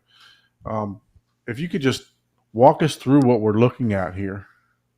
Oh yeah, certainly. So this is This particular picture, we've used this in other builds, but this particular picture is from a room that we did the final calibration for earlier this year. I think it was January or February. It's a fully soundproofed room. We use Kinetics noise control for all the soundproofing products. So what we're seeing here, this is a step above the standard clips and channel for the ceiling. Because historically, what I've always done and what many people have always done when building soundproof rooms is you do clips and channel on the walls and the ceiling. So, but in order to take it, because directly above this room is a kitchen, and having noise right above the theater was a no-go for this family. So, actually, Don, if you could go back just one picture. Go back to the other one. Yeah, the one that was just the close-up of the spring. Yep. Okay, so the way this differs is generally the clip will screw into the bottom of the joist, or if you're using blocking, then it will screw into the bottom of the blocking between joists. What this does is you have a spring that attaches to the joist. You have to add blocking to make sure that the spring has clearance from the bottom of the eye joist. But so you screw the spring into the joist, and then at the bottom of the spring, you slide in what is essentially a steel stud. Once you slide in the steel stud, then and only then can you get your self-tapping screws and install the channel to the steel stud. So what you have is you have the channel screwed directly into the steel stud. The steel stud then is connected to the spring. And what this does is it absorbs so much sound compared to just the standard like clips on the joist. And how I know this is extremely effective is that this particular customer, he said he didn't even want the door seals on the doors. He said, Matt, I watched a movie last night, full volume. Wife didn't even know I was watching something. And he said, so I don't need to do anything else, because we had plans on getting the door seals for the door. So the room has 3 doors. So we had plans on doing the door seals on the top and the sides, and then the automatic dropping door bottom. It's a neoprene strip that drops down and creates a pressurized seal between the door threshold and the actual door bottom frame. So those are part of the plan. He said, you know what, man, I don't need those anymore, because the goal has been achieved. I can watch a movie and it doesn't disturb anybody. And so I just want to say that's how effective this is. So this is by Kinetics Noise Control. They do a ton of commercial work, but they also have residential. It's it took a little bit to navigate, how to get into the residential space with them, because they are so commercially focused. Mm-hmm. But yeah, actually being in, they are the best company for yeah. I've looked at their website before. It's some very intricate stuff that they're doing there. So yes. Let's just walk through what we're looking at here. So if I'm looking at this correctly, this is a floor joist that this spring is actually hooked to, right? So the floor joist is running, I guess, horizontally along the underneath of the floor on top, correct? Mm-hmm. Yes. Yeah. So because I'm not sure, a lot of people aren't very familiar with construction. So, and mm-hmm. in this particular picture, this if you can see my cursor, this is actually the floor joist. And what they do is they use this plywood and turn it sideways to strengthen, and then run boards across the bottom and top. It's a little bit cheaper than running like a 2x12 or mm-hmm. running like something like that's very expensive. And then those are manufactured joists, which are actually right. found to be stronger than a standard cut joist. So those are actually end up being better. And then, so did you take this block and adhere it to the joist, the block of plywood behind it? Yes. Yeah. We had to push it out far enough so that the actual spring piece and the part below that holds the steel joist, the steel stud, to make sure that it had clearance from the bottom of the eye joist, because at the bottom of the joist, it comes out a little bit, about maybe half an inch, maybe 3/4 of an inch. So we had to clear it, similar to the top. If you look at the top of the joist, there's it comes out a little bit, and then it goes up into the subfloor. So something like that is also at the bottom. So you basically have to add blocking to push it away from the actual middle of the eye joist. Okay. And then there's nothing else attached other than those bolts, and the spring itself. The channel is actually just held up by that spring apparatus that you have there. So the only thing that is, I guess, how do you say that? Not isolated. The only thing that is attached is those bolts holding the frame, but the spring is basically floating in the air, correct? Just between those two. Yes. The Okay. spring is And floating, then you bolt the channel underneath, and that's what you then attach your hat channel and stuff like that's hat channel on the bottom, correct? Yes, correct. So you attach your hat channel, and then you attach how many layers of drywall did this place get? Yeah, this customer got 2 layers of drywall, which is the most common. Yeah, Okay. the double layered Yeah, drywall. So that's a better picture, just showing the grid. Yeah. So that's and for anybody who's going to be doing like a soundproofing room, make sure you extend your fire sprinklers. And you have to call in a dedicated fire sprinkler company to do it. Don't call your plumber. They'll probably take the job, but it will not be code compliant. Yeah, last thing you want is when your house catches fire that the insurance company says, we're not going to cover that. Yep, definitely. You need to use a dedicated fire sprinkler company. So this is a little bit further in the build here. Yes. So now the clips and channels are on the walls, and then we have the springs in the channel on the ceiling as well. And eventually, what we ended up doing, as a matter of fact, we have it in here. There was an open space to the left of the room, but we decided to close the room off completely, but for soundproofing purposes. Now, it's a very challenging room. I think you'll see it in some of the upcoming pictures. It's amazing. Like, one of the reasons why like this room being a success is so great is because the room has a huge glass double door at the back. So we had to do everything possible for soundproofing, just because flanking is a real thing, and the breakfast nook is right above the area of the theater where directly above where the back glass doors are. So it's definitely a challenging room. So what we see on the screen now, those are duct mufflers. Those are also made by Kinetics Noise Control. So when you're using your existing HVAC system, if you want a soundproof room, a noise isolated room, and before I even go further, I want to make sure everybody understands a benefit of a soundproof room is that nothing gets out, but the biggest benefit is that nothing gets in. So you're in a quiet room where you can hear all of the nuanced detail in the track. So we just wanted to say that. So putting these the duct mufflers on both the supplies and the returns for the room, it ensures that you don't hear the HVAC going off, because there's an HVAC right next to this room. Like the furnace, everything is right next to this room. So it's this exact room where you're seeing the duct muffler. The HVAC unit is in that same room. So we really had to attack it there, so that there was more distance between the duct muffler and the actual supply vent and the return vent that is actually inside the room itself. Man, that is. Yeah, this is definitely diving into the weeds, guys. My engineering brain is loving all of this. I'm like, oh yeah, awesome. That's cool. I like that. And I was like, so yeah, it looks legit, like those are the two double doors that you're talking about. Yep. Those are the 2 double doors. Absolutely, those are the 2 double doors. And even though those are double doors, we still have the clips and channel and double drywall all around it. We do everything that you can in a room.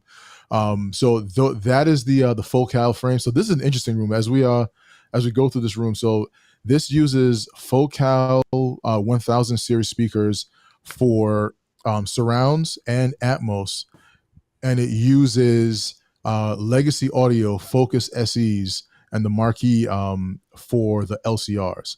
And the reason is that this the customer is an audiophile. He loves Legacy speakers. He and I bonded years ago on the Legacy Audio brand, and we are Legacy Audio dealers.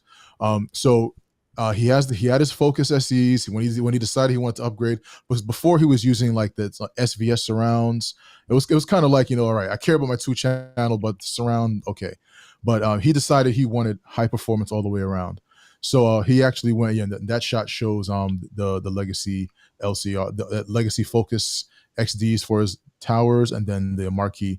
The subwoofers are the JTR RS2s, which are world beater subs. Those are just crazy. But in this room though, so there was a production delay because initially the order was for Legacy Audio for the surrounds and the Atmos, but there was a production delay that the customer was not comfortable. He wasn't comfortable absorbing that time. So he said, all right, Matt, what can you get me that's faster and that will not drastically alter the timbre? So I gave it some thought, and I arrived at the Focal 1000 LCRs, because the Legacies, they use a dual air motion tweeter, and the Focal 1000, they have the beryllium.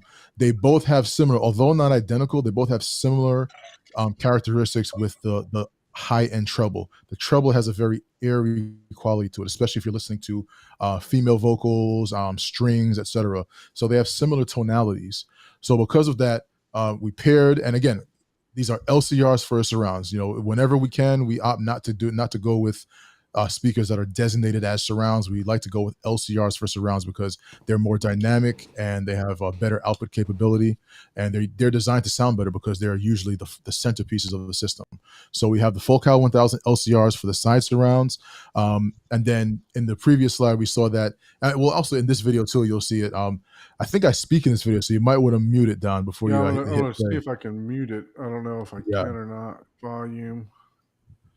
Turn it all the way down, and let me see if it'll stream or not. I don't know how this is going to come out. Yep, it is. Yeah, it is. So that's LCR. Yeah, I can see it. It's a little choppy, but yeah, those are the Valencia seats that we put in. And then if you see the rear surrounds, we had to get creative because of that double door at the back. We had to get creative. So took the LCRs and the Focal 1000 LCRs. You can change the mid-range tweeter array. You can switch the orientation 90 degrees. So we switched the speaker 90 degrees so that it would fit above that glass door. And then, so that's the rear surround, and the end result sounds absolutely amazing. I mean, this is a truly end game room. It's beautiful. So that's phase one. Phase two, we'll be doing some treatments in the room, but even without the treatments, the room sounds really, really good. Oh, this is just I was playing some music here, but so you can see the Focal LCRs that are inside the wall, and then those on wall at the back over the door for the rear surrounds. Now, what color are the walls in this? The walls are a dark gray. Okay.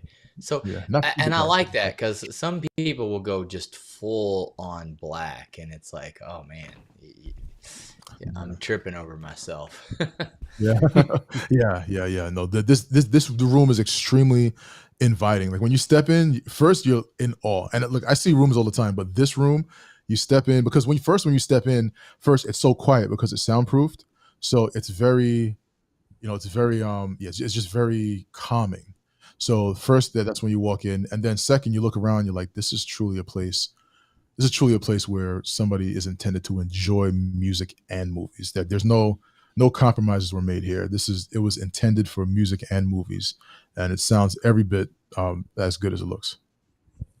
So, did you do any in ceiling speakers in that, or yes? Yes. So there are six of the Focal 1000 in ceilings, the IC6s, I believe. I could be getting the model number wrong, but yeah. So they're basically their largest 1000 series in ceiling speaker. There's 6 of those providing Atmos duty. And let me just ask you, because a lot of people, once they see this video, they're probably going to say, the rear surrounds are kind of high, right? Obviously, you have to work with what you got, right? Yep. Do you have any problems? Did you have any problems separating those channels so they didn't mud together? As far as and how would you do something like that with if you got 6 Atmos speakers the Atmos speaker probably wasn't too far away from where that rear surround is above that sliding or the double door. How do you get those separated? And what type of challenges did you have with that? Yeah. So this, step one was realizing this is the only place that speaker could go. Having this type of speaker, and then Right. as far as spacing, making sure that basically getting it as far as possible while still covering both rows, and then those speakers are angled, so the entire baffle is angled towards the seating, so you're getting a Okay. beam that's away from, it's pointing away from the rear surround speaker. So there's that aspect. Now the other aspect that we did, and when I first installed this, I said, all right, during calibration I'm going to listen, and if this doesn't sound right, I'm going to flip it. Was actually tweeter orientation. So the way that you can install the focal on wall boxes, and the speakers as well, because you can change the orientation. Right now, the tweeter it can be basically near the ceiling, or it can drop down. So, but Okay. what I was going for is because the baffle is angled, actually where it's placed it's a perfect angle to cover the rear row and the front row. I said, all right, let me try, and this is a psychoacoustics thing. Let me try to place it exactly where I placed it, and then have the tweeter up top, have it basically take advantage of the reflections in the room. They're both near corners and they're near ceilings, and see what that sounds like. So I played some test tones. I was happy. I started playing some. This is before calibration. Started playing some content. I said, okay, all right, that clearly sounds like it's coming from behind me. And played a lot of scenes where I'm very familiar with the separation of a soundstage. I know what happens in the Atmos layer. I know what happens on the bed layer. And and end result, I was very happy with the way this turned out. Great. Yeah. No, I was just curious about that, because Yeah. a lot of people say, you need that distance between, the ceiling or between the speakers, right? So, Mhm. this is just proven fact that you can work with what you got and Work with what you have. Yep. still get Oh, a good result. you can It work. doesn't Yeah, have to you be can. 100% Yep. to Dolby's white page. You know what I mean? To Yeah. still have a good result. Yeah. Exactly. Yeah, I've exactly. done Every the situation same is thing different. in my situation where I had like my right is so close to all glass where I had to move everything in because it muddied everything and made everything height wise sound like it was coming from the right side, So I literally had to move everything in because it was even after doing diffusion or full absorption up near the top, there was just too much, you know, reflections. So moving everything in a little bit helped it out a lot. And in this case, a lot of people don't realize with your chairs, whenever they're up above your ears, everything you hear is a reflective sound. You're not getting direct. So that's, you have to rely on your integrator or installer to, and their experience. Because again, like you said, it's a lot of it's a psychoacoustic thing, right? You just Mhm. have to decide, okay, I want to experience something. I want to know if it's behind me, and there's always compromises and of course, yeah, you could have rebuilt the house around a theater, but okay, well, Yeah. I need give me another, 500 grand and I'll get Yeah. this perfectly placed, Oh So, yeah. we had a question by Big Jack. Says, "What's the noise floor in the rooms built at this level? Were you able to take some measurements of just sitting quietly in the room, Matt?" Yeah, this room I think is like 32 decibel. I think it's around Wow. 32 decibel, maybe 31, something like that. And that's without the door seals. Yeah, Okay. it's right around there. Yeah, it's Yeah. it's really quiet. It's a really quiet room. But yeah, when you go to this nth degree, I mean the end result, as long as there are no, or minimal compromises, like the one big thing that you can't overcome is the glass door. But But still, like the end results, I was very pleased with how well it performed, considering there's a giant glass door right at the back of the room. Yeah, yeah. And the client, did they use that? Do they use that glass door on a regular, or is that something that they just, is that like a walkout or? It's a walk up to a very probably one of the most beautiful patios I've ever seen. It's a walk up to a very lovely patio where they spend time. Okay. Yeah, so probably getting used all the time. So it's not something that you could have built a bracket and maybe rotated the speaker and kind of hung it in front of the door. So yeah. Yeah, so All right. Gene did ask a question, which is also an observation I made, as a lot of your clients use through center speakers, or basically in-room speakers versus in-wall. Is that by design, or is that just coincidence? Do you do a lot of in-wall speakers? Yeah, so the majority of the speakers that I do are true LCRs. Like they're, all of the pictures that you're seeing here are the customers who have in the past given me a green light Okay, to to share. share photos of their room openly. But the overwhelming majority LCRs behind the screen.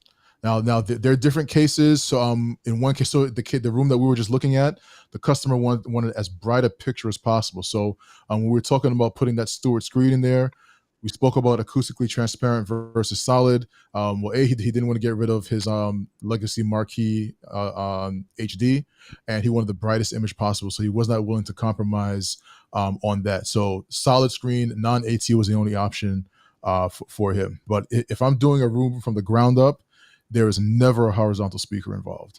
Never.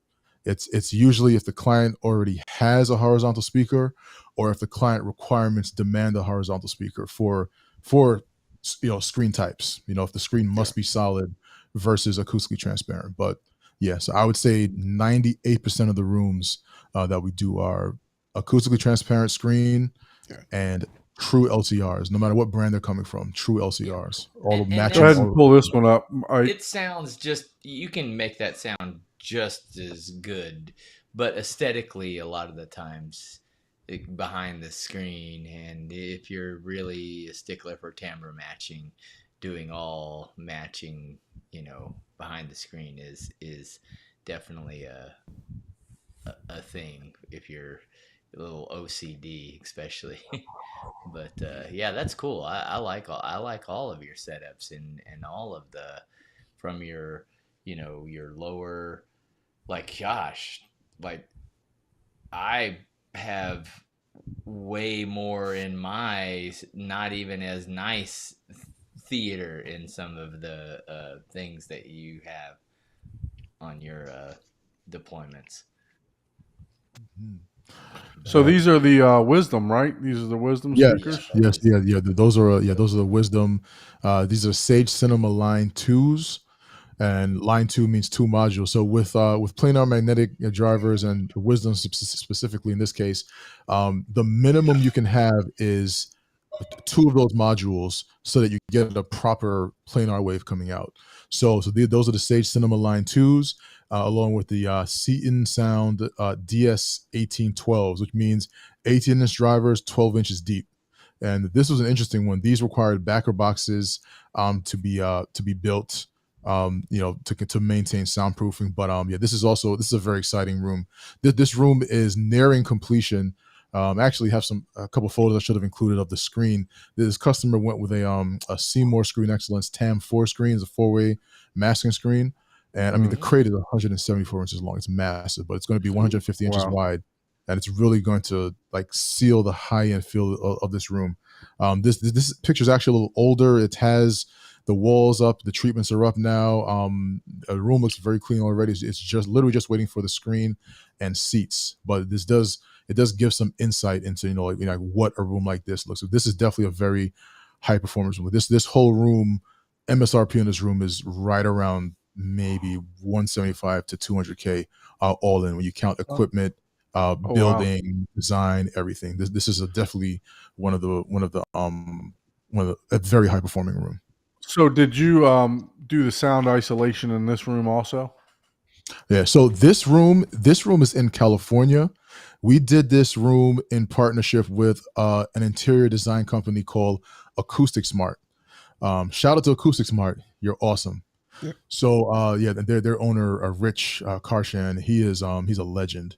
So Acoustic Smart, what they have is they design home theater acoustics for high-end cinemas, but then they also have builders that they will fly out and they'll build your room in like 3 days or 4 days. It's a crew that Damn, comes I and should have builds it out. hired them. I would have got my theater done by now.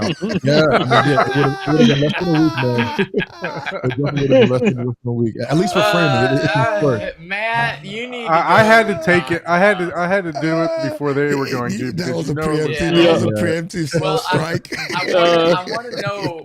I want to know, Matt, how Don, much you could be extra just do 2 you days away right charge? now. How much extra do you charge to come behind someone that's been working on it? I know. For 3 years? We will set up a GoFundMe just to get Don Yeah. started. Like, So funny. I'd be charged. I'll drive you from DC to Florida. Look, I'm going to let you know. We Theater prefaced for probably this like earlier, 30 right? grand. When I left Matt's house 3 years ago, he was tearing stuff apart. I think I just heard him say that he is just about completing his room himself too. So baby steps, right? Yeah. Perfection Well, leads. but that's because he's changed. You're his not taking 15 baby times. steps. You're Like, taking feeder steps. This isn't his first go. That's some first trimester steps you're taking, bro. You're not moving. I will say, my buddy Miguel, he is fully passed on everything, and he said, "Oh, I'm gonna send you guys a picture so you can rub it into Don's face." He needs to go on the show he when walks he's into ready. his Man. theater. Yeah, I think he was in the chat earlier. I don't know if he's still here. Yeah. So. He's gonna send it with the paint on the walls and everything ready. He just needs to bring his equipment. And I was like, yeah, I'll tell Don, man, he better be really good at drywall and then mega fast at throwing in equipment. Because he's gonna have his full room done probably next week. Like move in ready. I was gonna take a vacation this coming week, but I have my boss's boss coming in, and I have some pretty high clients coming in. They're a national account for a grocery chain that's coming in. So I'm gonna take off Thursday and Friday. They're coming in the day after Labor Day, but I was going to. I already spoke to my friend that helped me a little bit with the drywall. I was gonna have him help me, but my wife kind of guilt tripped me that I wasn't taking her anywhere for our anniversary. So Thursday, He always blames Thursday, Don't get us involved in that, man. Thursday and Friday, I'm like, Thursday, get us Friday, involved Saturday, in and that, Sunday. man. I'm going to Key Largo. I'm thinking So. Don's the real player. He must have 32 families or something back there. Like, oh, it's a family thing. We're gonna call it a family thing. So Thursday, Friday, Saturday, and Sunday of next week, I'm going to. We're going to go to Key Largo. It's only maybe about an hour and a half, 2 hours from our house. So we're going to go there, spend the anniversary. Some real surround sound there. So yeah, so if I don't make the show next week, you guys know it's because I'm way too intoxicated to get onto the show. But You'll be just fine. The show will be. See, We'll miss you, but, you need to you know. exercise, man. You got to exercise your liver. You got to exercise. We'll miss you, gotta but exercise spend everything. time with the family. Don't get us roped into something else. yeah, she might come hunting you guys down. Yeah, No, exactly. So, No, Hey, my I'm son. not involved. My son I'm is not usually in involved bed in at this time. anything you do outside of the house. My son's in bed at this time, so if we're not doing anything, I may just pop on for a little bit. But if not, if we're out doing something, obviously, like I always preach, families first. So Yep. gotta make sure we take care of everybody in the family When before you we have do 12 anything. families. That's a lot of So firsts. I got all kind of families. So Matt, I know we kept you on longer than you wanted. I don't know. Are you? I think we can save it for next time for you to give a showroom tour, unless it's something you still want to do. Yeah, I'm definitely good. This is a great conversation, guys. Oh, great. Well, Okay. look, let's go ahead and get you dialed in on your phone so that we can show what you got set up in your showroom. You can go through that a little bit, and then Mhm. if we get you dialed in, we can gear back towards to John Anthony. What new additions he's put in his theater while you're getting in Ooh. his first world problems, one of his 3 theaters in his I house, know, right? right? It, yeah, What addition he did while Matt calls in on his phone. yeah, All absolutely. right. So I yeah, love so that. since go ahead, Matt. Hey, don't You stop good? sharing. Okay. Okay. So, Okay. Okay. So since last time we talked, I did a couple changes. The main theater that I'm sitting in right now, I got the new center set up. So it's the really big top of the line Bowers and Wilkins 800 series center speaker that weigh like 80 pounds. It's humongous. It's actually bigger than my left and right floor standing speaker. So that sounds amazing. And What's the model number of that? I think it's the HTM1D3. So see if we can pull that up. Yeah, Yeah, that's it's what in I'm the going to 800 right now. series. Yep. Uh, Extremely happy about it. I just recently demoed Dune, and you know how much you guys heard me raving about that movie. The sound coming out of that center speaker is just fantastic. The clarity, I think a lot of people underestimate how important that clarity of the vocal when you listen to a movie, that you want it to be crystal clear so you can understand the dialogue. And so I've been extremely happy with how awesome the dialogue coming out that center speaker is. Definitely a pain in the butt to carry all the way upstairs to have it mounted. And the trick, I don't know, we talked about it, but I actually mounted on the ISO acoustic stand, because looking at that, the stand that come for that speaker costs like $800 for that stand. Oh, wow. yikes. Yeah. So it's like I wasn't in the mood to buy. It's like $800 or $900 just for the stand to put it on by itself. So I wasn't in the mood to buy that stand, so I created my own, and using ISO acoustic feet and make the stand, and it's very stable. I actually use two of them because it's so heavy. Each isoacoustic stand can support about 40 to 50 pounds, since this one is pretty much 80 pounds. So I didn't want to take the risk and put one on, so I used two. So there should be enough sturdiness to support it. So extremely happy with the center speaker with that one. And then for my bedroom home theater, I pretty much completely got rid of all of my Mont Logan speakers. So I enjoyed those speakers for a little bit over 2 years, and they served me really well. But then I had the opportunity to jump onto the Focal bandwagon, so I did, and I couldn't be happier.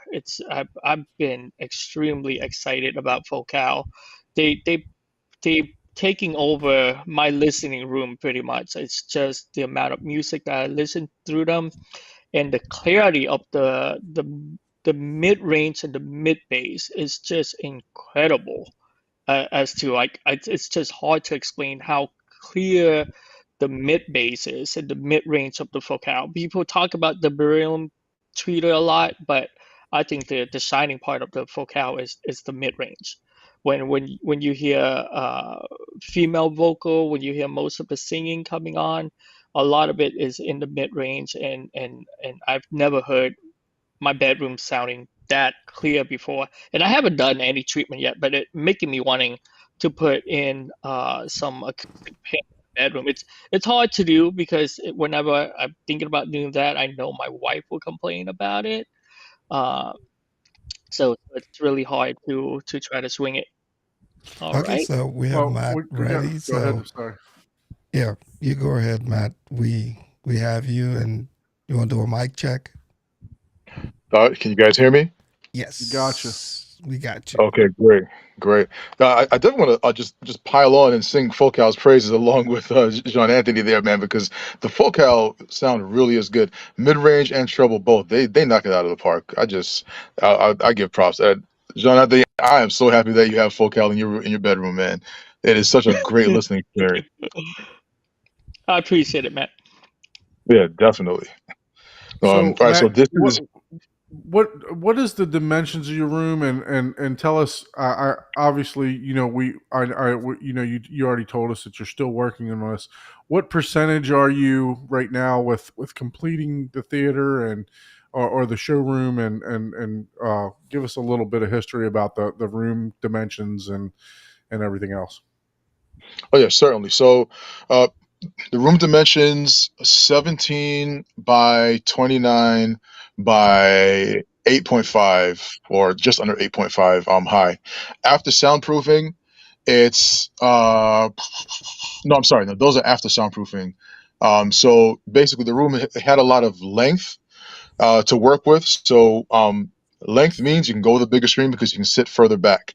So one of the things in this room, so all of like the wall panels are going away. We are bringing in. We just became fabric mate dealers.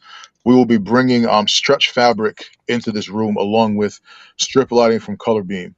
So what we did, like for this show, HT Hub, I took the panels off the left side of the room so you could see what's actually behind the panels on the right side.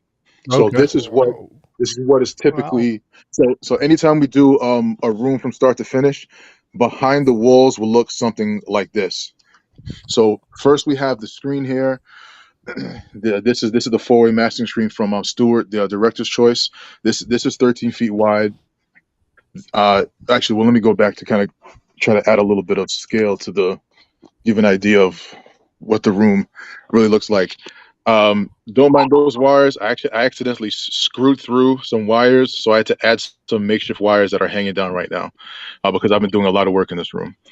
So 5 seats in the back. One configuration. A lot of people think that they can't fit 5 seats in their room. You really just have to configure it properly. If you want a rear row main listening position, then all you do is do a love seat on one side, a love seat on the other side, and then have your main listening position in the middle. Mm. That Yeah, way that's a you can fantastic idea. choose between those two. Because yeah, there's no reason you should have a compromise. And yeah, so and especially if you have a processor that's like a Trinov or a Storm, where you can have your presets on Anthem as well, then you can have a setting for your front row main listening position, and then have a setting for your rear row listening position as well. So I just want to throw that out here. So these are going from back to front. So from front to back. Sorry, these are the Wisdom Audio L8Is. These are the wide channels. So what we have as far as treatments, these are the acoustic frontiers treatments. So one of the reasons why I went with acoustic frontiers for this room versus Art Novion or Vicoustic is the acoustic frontiers, they give you 12 by 12 panels as opposed to the normal 24 by 24 or larger. So Okay. what this does is it lets you get absorption and diffusion more in a smaller area. So instead of layering it, having to have absorption behind and then diffusion on the front, you can have so in that same 24 by 24, because you have 12-inch modules, you have more surface area diffusion and more surface area absorption at the same time. So that's the reason why this is what I put in my highest end rooms. So we have the LAIs for the wides, just relative to the seating And position there. if I'm looking correctly, it looks like you have those wides angled. Am I correct on that? On how Yes, you got yes, that? yes, they are angled. They are angled. Built this. This is an MDF cabinet that has an angle toward towards the main listening position. for both rows, because both rows sound they both sound equally great. So those are toe-in. I recommend that for any wide channel. Previously, we had Triad Gold LCRs for our wides in the previous iteration of the showroom theater, but they were facing out because they were too thick to angle inward. But when we did that, we had to really increase the volume for the wides. And again, I mean, wides are not, they're not exactly, very well used in movies, but when they are used, you want to hear them. So this time around we angled it. And these are shallow enough where we could angle them inside the box, all while staying behind the fabric. So this is Yeah. actually one of the S90i subwoofers. Like this is all subwoofer. And so the whole reason they do this is for cabinet volume, to maintain a large cabinet volume. So what you get is an output equivalent to a very potent 12-inch subwoofer. So think like a JL Fathom 112 or something like that, like a 12-inch but a very potent 12-inch subwoofer.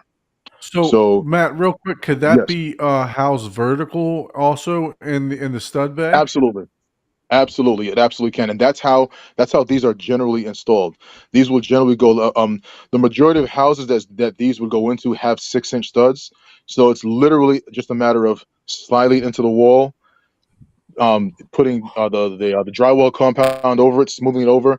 The face of the actual subwoofer, it's textured in a manner so that this can actually be flush with drywall on either side, and then you just put compound on either side, tape, mud it, and then paint it, and it will look seamless. Oh, Yeah. wow. So there's one over here. There's actually another one that's under there as well, Under and the then other we have 2 panels. more behind the rear row. So this treatment's on the door. Again, all the panels are And off, so you're seeing what everything. type of drivers are inside of those? Are they 10 inches, 8 inches? Do you know off the top of your head? Inside the S90Is, Yes. it's hard because they use it's a raceway. It's a raceway driver. Let me see how close I can get. Well, you can't really see very well, but they use it's a raceway driver, and there are 2 of them. There are 2 of them in here. So Okay. like whatever their mathematics are, they created the cone surface area to be equivalent to a 12-inch sub. Okay. Yeah, so there's that. So I mentioned a little earlier how I'm all about LCRs for surrounds. So these are the Sage Cinema Line 2s. Each row has a set of surrounds. So the front row has these. Again, you have more treatments, and these are not haphazardly placed. This is all a product of the acoustic treatment plan that was produced by Niall Milor of Acoustic Frontiers. So we have some bass trapping, and then some diffusion. This wall has much more diffusion up top, and then you have some absorption, and then you have bass trapping here. Then you have the rear row side surrounds. Again, also that's also matched on the other side. If you look close, you can see there we have the 2 Perlison D215Ss that are behind those seats. Here is where we have, so when we have customers come, we have multiple ways to control. This is the control for touch panel. This is the Halo remote, which is an outstanding remote. And then this is the Josh remote, which I think went to sleep. But oh yeah, it's sleeping. All right, so but yeah, the Josh remote, it's the recently released iteration of the Ava remote. It just has Josh loaded. And so basically everything you would use for Josh AI as far as voice, you can use that on the remote. You just hit a button, you give it a command, but it also has some tactile, let's see here, so it actually has a tactile D-pad. Yeah. Okay. I think I might have Oh unplugged. yeah, I think I may have unplugged the charger. better. So at least you know when you're Yes. clicking a button. Yep. Right. Yes, absolutely. So yeah, so that is that's the Sony VPL XW 6000 ES. Again, I've already explained those cables. I screwed through some cables. That's why I had to drop some new ones. So that's all right. temporary. So Atmos, we are 8 Atmos. Let me move to a place where this might be more visible. So what there are 8 I Atmos. know you said you were running Trinoff. What Trinoff are you running? The Trinoff 40 in this one? Which Trinoff are you running? The 32? No, it is the 32 plus 4, and I'm using every single channel of so basically I'm using 36 channels Wow. in this particular one. Yeah, I'm using all of them. Yikes. Yeah, it's so these lights are actually individually addressable. These are light. This is lighting over Cat 6, believe it or not. So this is lighting over Cat 6. So basically, I can turn each one off individually, and Nice. turn each one on individually. So that becomes a big benefit. That becomes a huge benefit. Where, for instance, say everybody wants to watch a movie, but you want to read. Then if you're sitting in one of these two seats, you would turn on just that light above you and have it set to about 30%. And you have enough light coverage to read while the rest of the room is dark. So being able to actually individual address lights it's a huge benefit. It's what I'm starting to do in my builds now because it lets me control all of the lighting. And when I'm in control, it means I control the results. So I'm not relying on an electrician to come and run Romex and then okay, well something's wrong. Okay, call the electrician to install this or install the switches. Now everything goes back to a power over Ethernet router or switch in the rack, and then that's something that I control. I loop it into Control 4, and then it's something that I'm able to maintain control over. So each of these strips contains Atmos speakers, and they'll be wrapped in black AT fabric. We will also be doing stretch black fabric between each of these Atmos and lighting strips to minimize or eliminate reflections up front. So this screen, the reason why we put this screen in is because there are a lot of questions that come from customers as far as I don't know what size screen to get. I don't know what aspect ratio I want. I don't know what seating distance. So, of course, yes, there are certain standards that exist, but I've said this for years. The standards are a starting point. But yeah, I personally do not want to sit in front of a screen that I think is too small because the standard says it is. So because of this, we try to get the customer as immersed as Yeah, possible. those THX standards for screen size. I mean, I don't think there's very many people adhering to them, and all Now, the other people that are doing this, installs and stuff. I'm hearing that mhm, even Chris Deering on Tech Enthusiasm talked about how he's mhm. walking into 150-inch from 9 and 10 feet away, 160-inch now. Nobody's following those. I wouldn't say nobody, but the majority of the Few people people. aren't following that standard anymore. Yeah, no, and no, that's absolutely the case. Few people really are, and because it's age. The age of immersion is here. Especially you're immersed in audio. Why not video too? So if somebody comes in here and they say, you know what, I don't know if I want 16:9 or 240. Okay, well, I hit a button on the Control 4 remote, and then it'll roll up the masking. Okay, here's what 240 looks like. I'll do all this with content on. Okay, this is what 240 looks like. All right, do you feel immersed? Well, maybe I feel immersed, but maybe it's too much. Maybe my eyes are going ping pong. Okay, do you want to go to 11 feet wide? And then, okay, so now you're maintaining your aspect ratio, but you're going 11 feet wide now. And then if you want to go even smaller, you could do something like a 10-foot wide and then 16:9. Okay, so this is what 16:9 looks like. So playing with all of these things, and then we then there's also the TV mode, I call it, which shrinks everything to a 100-inch TV size. So this lets people decide what exactly they want because these are just presets. But what we end up doing is the seating distance between the front row, between the front row and the screen is 13 and a half feet, 14 if you're reclined. So what we do is we also have a folding chair. If the customer's room will not facilitate a seating distance of at least around 13 feet, then we just bring in the folding chair and then we play around with these sizes and aspect ratios and move the folding chair closer and closer until we figure out what works from a seating position standpoint for that front row. And then once we have the front row location, then we can move to the back row location from that. And now we have seating positions around which we can design the room. So and That so is fantastic. That's a great idea. A great way to showcase different theater size. I honestly didn't think about that. I thought I just I knew about the 4-way masking, but on the dealer side of it, it's pretty ingenious to do something like that. To where you're not throwing up masking panels and stuff like that. Trying to just show what they actually have.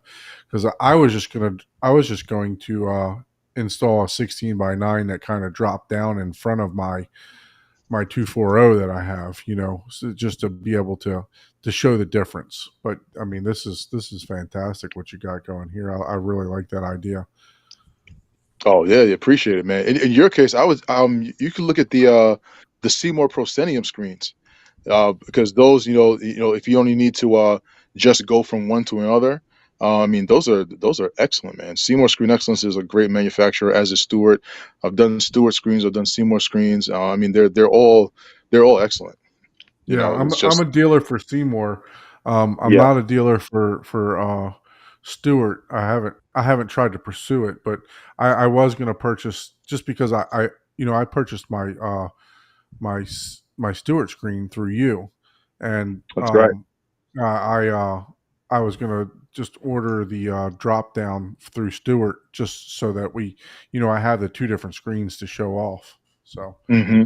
and Yeah. since I'm not a dealer, obviously, of something, I always send people your way for stuff that I'm not selling. So, Oh yeah, yep, which I definitely appreciate. Definitely, man. Yeah. So yeah, and if you do the drop down, but and it was something also to consider too, is that since you're already a Seymour dealer, Seymour they have drop down materials too, but they also have some solid materials as well. So if you're not doing an 18, I don't think you're doing the horizontal center, right? it's no, I have the three of the same speakers. So Okay. So yeah, you would have to go with the AT.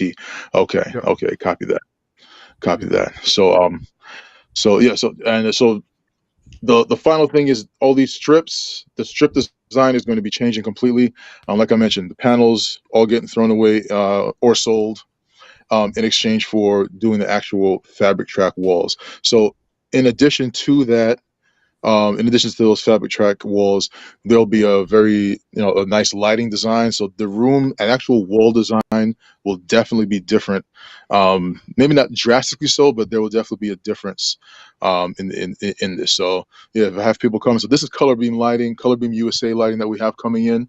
The PoE lighting, Power over Ethernet lighting, is from Poet. Poet Lighting. They're actually a full blown networking company. They were started by the same people who started Pack Edge, which is a networking company. So they started Poet. It really works. It's fully you're fully tunable, dimmable down to 5%, I believe. So yeah, this is something that's really cool. So if you have and listen, if you have people, Don, I appreciate you sending folks my way. When people come to me looking for something I don't carry and you carry, man, I will send them your way too. Listen, and I appreciate what you're doing in this industry, Don. I really Yeah, do. there's enough space for all of us, right? Exactly. As I mentioned to you before, I'm not That doing this for a living. So go ahead, Yeah. the Paul. lighting, the PoE lighting, is that compatible with any PoE switch? Like if you had Unify or Ubiquity type of. Yes, it is. It is. Yes. So even though Poet makes their own switches, it is compatible with any PoE switch. Okay, cool. But you would have to have their controller, obviously. But that would. Okay, that's pretty cool. Yes, and Awesome. it's a small driver, maybe 2 inches by 3 inches. So a cat cable would go from the switch to the driver, the 2x3 driver, and then from the driver it goes to a OEM manufacturer. It's manufactured by Poet, a special 4-way splitter, and the 4-way splitter, it allows it. So basically, one Cat 6 run. As a matter of fact, you can see it here. Well, here I have two. I have one Cat 6 run for Josh AI, which is going in the middle of that. And then I have another Cat 6 run for the lighting. One Cat 6 cable can power 4 lights with their technology, which is really, really neat. So if you see here, I had standard electrical cans before, 3-inch cans. It's been cut, pulled out, coiled up. I'll probably be repurposing it for something else electrical in the future. But for right now, the eventual plan is to just completely pull it out. for right now, because just being able to address individual lights or even just rows of lighting has been very, very helpful. Sometimes even if it's just my wife and I, so say, just outside of the business, if we're just talking about regular family use, my wife and I are watching a movie. We might want to see our food, but we don't want light glare on the screen. We'll just have the back row of lights on, set to 30 or 40%. It's enough illumination to see what we're eating without putting a significant amount of screen wash on the screen itself while we're watching content. So it really is a game changer, being able to control each row or each individual light, depending on your use case. Just it's really a game changer. And easily, because I mean, Yes, you get some Plenum Cat 5 is a lot cheaper than an electrician. absolutely, So absolutely. Matt, where is this room in your house? Is it in the basement? Is it on the main floor? Where is it located at? Oh, it's in the basement. Yep, it is in the basement, fully soundproof, triple layers of drywall with green glue in between on clips and channel all the way around. That wall has the HVAC and water heater and furnace behind it, so that has 3 layers of drywall and clips and channel in the front, and it has 3 layers of drywall and green glue on the back as well. But the end result is you don't hear anything with the water heater, blower, or the furnace running or anything. You can't tell when the HVAC kicks on or off. So Matt, you have your gear housed in a separate area, right? In a separate rack, Yes. or okay. So Yes, everything it's is just a separate rack. Yeah, it's in a dedicated rack room, which is exactly right in there. okay. Okay. And then you're running the trim off. You said it's the 32 plus 4, right? So that's the expansion. That did you have to purchase an extra DAC with that? Yes, so actually, let me give a run through. So let me see, because keeping in mind that this is rack room is also my office, and I'm running a business out of it. It is not in the cleanest of states, but that's the Trinov Altitude 32. These are the two Amplitude 16s. Then beneath, near the bottom, this is where I have the two DACs that are handling the +4 capability. So each DAC handles 2 channels. Okay. And then here we have the Mad VR, and then we have the Arvolution down here, which I have yet to watch a full movie on. Dan, I have to call you about the Arvolution. I'm a dealer for them, and I have to call you. You and I have to talk about this. I know you're a pro with the setups. I know you've been as a PD user for a long time. Yeah. Yeah, definitely want to chat with you about setting up some things. Yeah, well, definitely. We can get together offline for that. So That's awesome. the prior to that, Matt, you had an interesting system when I went there, and I Yes. believe it was to it was to add more channels. Can you? I think you still had a piece of that system in your rack there. That QSC, is that what it was, or QCS system? So the QSC, so that is the amplifier that is powering the 4 Wisdom S90i subwoofers. Okay. So yeah, because that's it's a 4 channel amp, and the S90i subwoofers they're extremely sensitive. So that amp is powering 4 of them. Before that though, so before getting the Trinov, I had the Anthem AVM 60 running through the QSC QSys DSP. It was the Core 250i plus an IO extender, and I was using those to basically send a duplicate signal to the 2 rear surrounds. I was also using it for like PEQ, and I had all my bass curves in it. Everything, or almost everything that I'm doing in the Trinov now, as far as manual input, I was doing in the QSC QSys DSP before. But it's nice to have everything just in one place with the Trinov. But the QSC QSys it's an outstanding ecosystem. I mean, I recommend it to anybody, and it can even work in conjunction with the Trinov as well. So we do sell QSys, QSC systems. So it's just something, if anybody is interested in going the QSys route, that's something that we can help with. We lived with it for 5 years, and it's a very powerful system. That's what a lot of commercial businesses like Yes. Darden uses that, I think. Mhm. A lot of big. So that's the audio stuff that I used to do back in the day for, not home theater stuff, but more of commercial places. Like they're not even worrying about stereo, you know. Oh no, oh no, Yeah, oh no. And but they features has have a evolved. I mean, features lot has of cameras now. control. Yeah, they have a Hmm. lot of control. So Yeah, yeah, they So, absolutely do. They question, put a Matt, ton of resources. on your Atmos speakers, are they also Wisdom, or is that like an angle? Are there? I see there's like a cylinder or a round speaker. Are they? Yes. So yeah, they are angled. These are the ICS 7As from Wisdom. So these are all angled towards the main listening position, which is designated in this room to be the front row. So these are also this waveguide provides a little better dispersion. It's hard to see, but it's actually removable. If you see that waveguide that surrounds the planar magnetic driver tweeter that is in the line source, I should say, that's inside the ICS 7A speaker. But yes, so Okay. we have 8 of these in the ceiling, and actually, if you look closely, you can see the triple layers of drywall that I had Oh to yeah. cut through to actually make all this happen. So those are the triple layers that are sitting on attached to the The channel, track. Yeah. and then so that's the hat channel there, which is hanging. Here we added blocking between joists so that the hat channel didn't have to sit fully below the joist because we were limited in room height. So we actually added blocking and then attached the clips and hat channel. So it's only coming down maybe about an inch below the joist versus before it would have been a solid 1.5 to 1.75 inches below. So yeah, so the triple layers of drywall are all attached to that type of channel all the way around. So that's generally how we used to build rooms until we discovered the kinetics with the spring. So now for the ceiling, we use the spring system, which similar concept. We still space it so that the hat channel sits just beneath where the joist would be.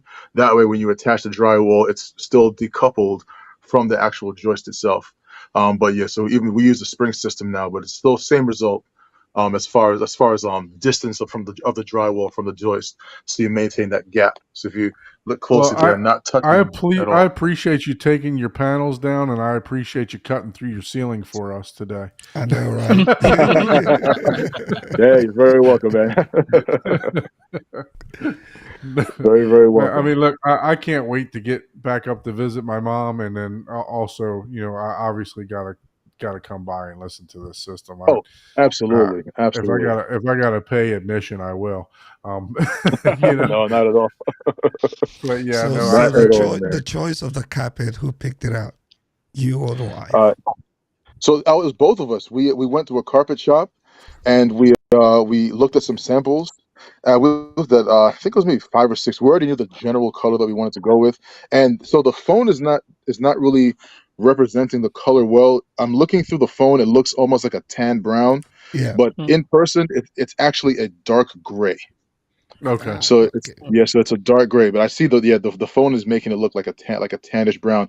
What's also probably adding to that is just the hue that I have the light set to right now is a warmer hue. It's set to 3,000 Kelvin, so Yeah. that's the phone is picking all of that up, and then what you guys are seeing is like a tannish brown. But no, this is definitely it's a dark it's a deep gray.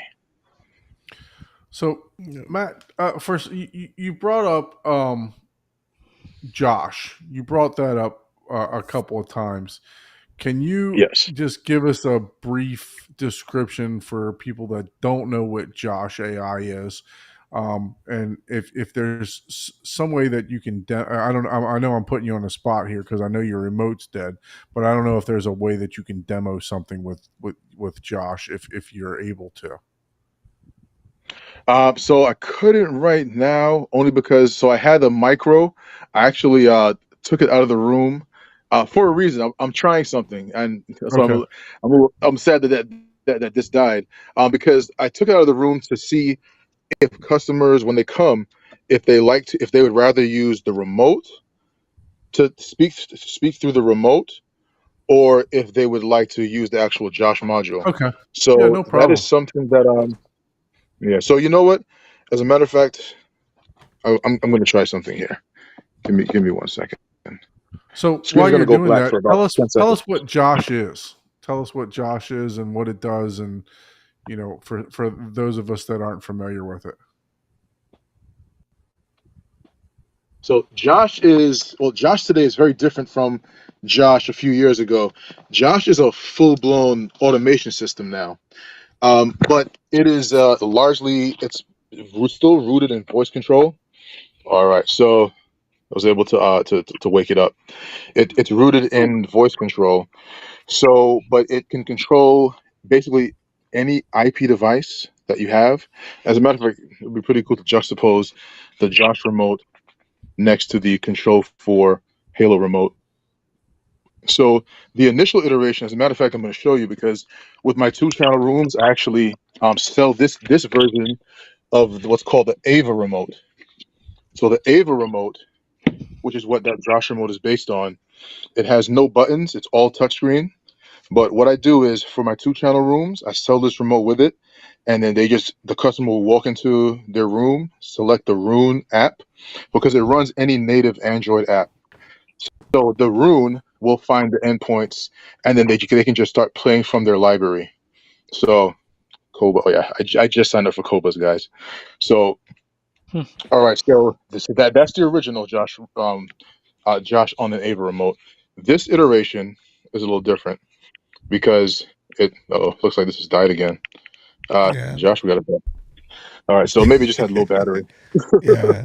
It's all Yeah. good. So all right, so I was going to demo the voice control, turning it on, but yeah, I'm not sure why it's not functioning properly. No problem. So, but yes. I can try to reboot it one time because I really do want to show it. It's a great piece. So, to put it lightly, Josh is the A word, the A lady on steroids. Yeah. That is actually the most perfect description I've heard. But in addition to that, it's also a fully blown automation system. Like I can control things with Josh that Control 4 might have some issues controlling. Okay. So, all right, I got to boot up again. So here, I'm going to tap this. And I'm going to tell Josh that I want to play Kaleidoscape.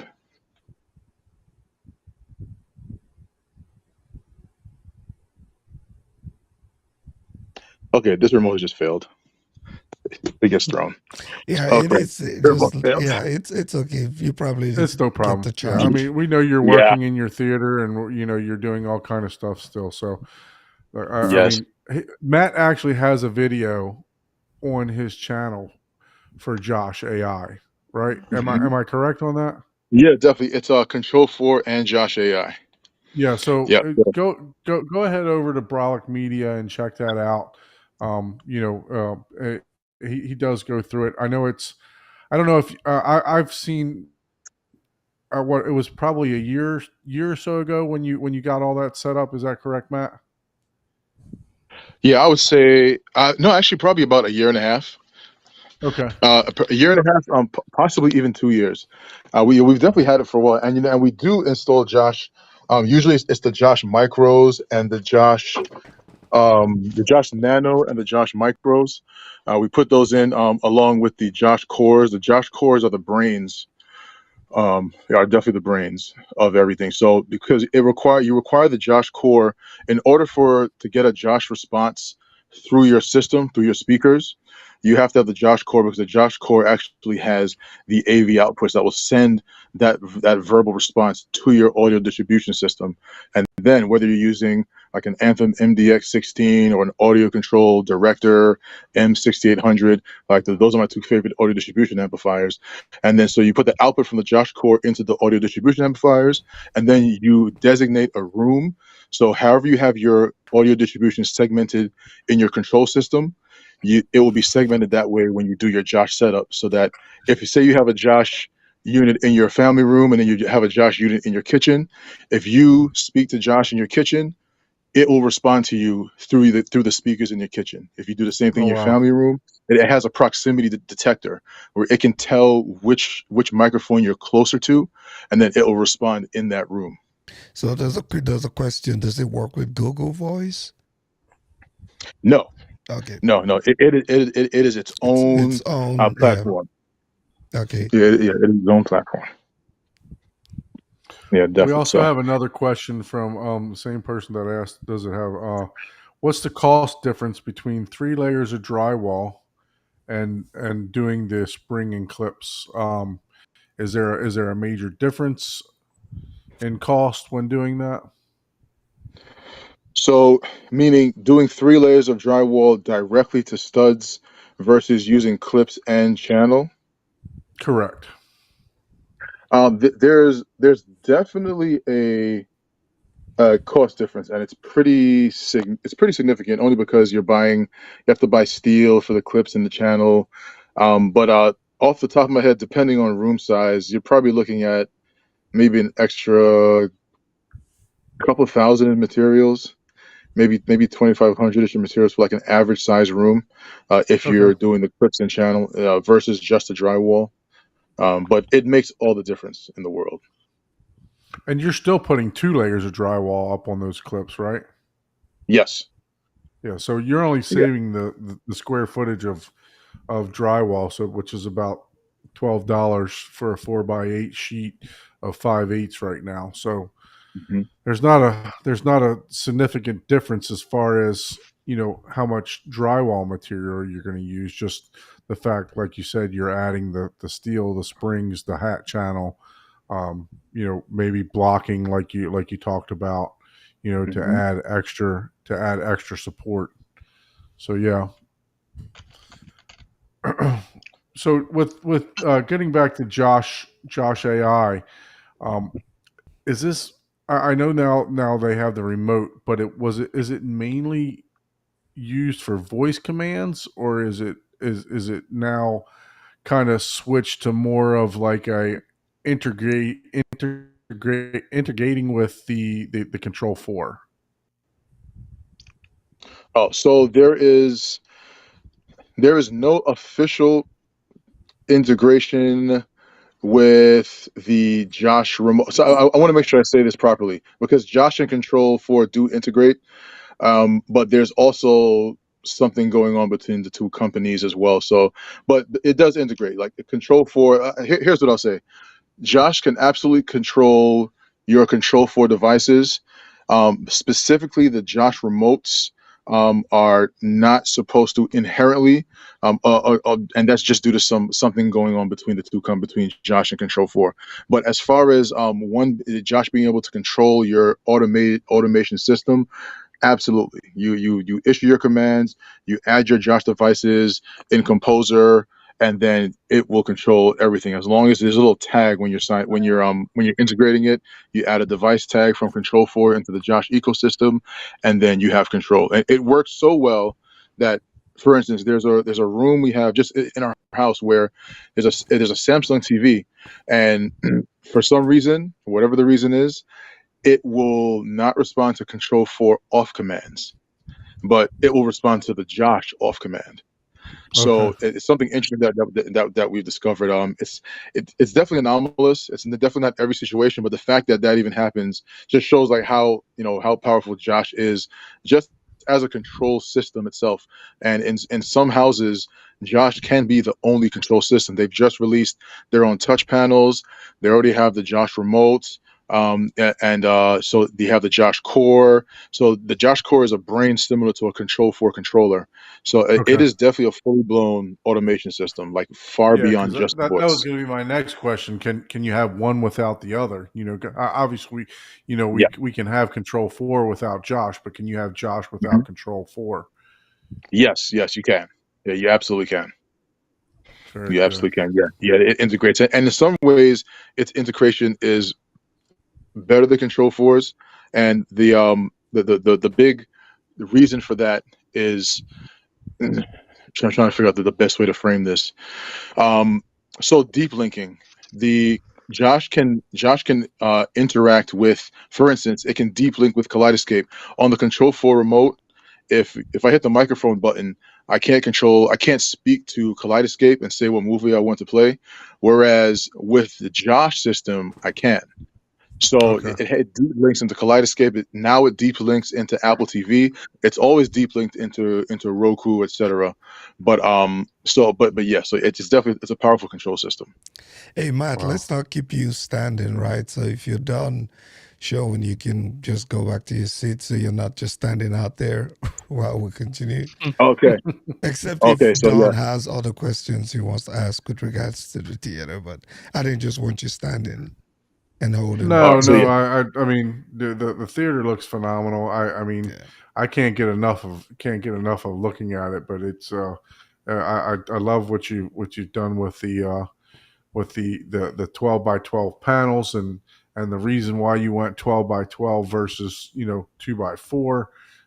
Just fantastic. But yeah, no, if you want to head back in, and we'll probably be wrapping up here just soon anyway, just to see if anybody has any further questions in the chat for you. And then I also want you to give your socials and everything else on how everybody can reach you. Oh yeah, Yep. definitely. Yeah, I'm transitioning over right now for the Sounds next good. couple of minutes. Yep.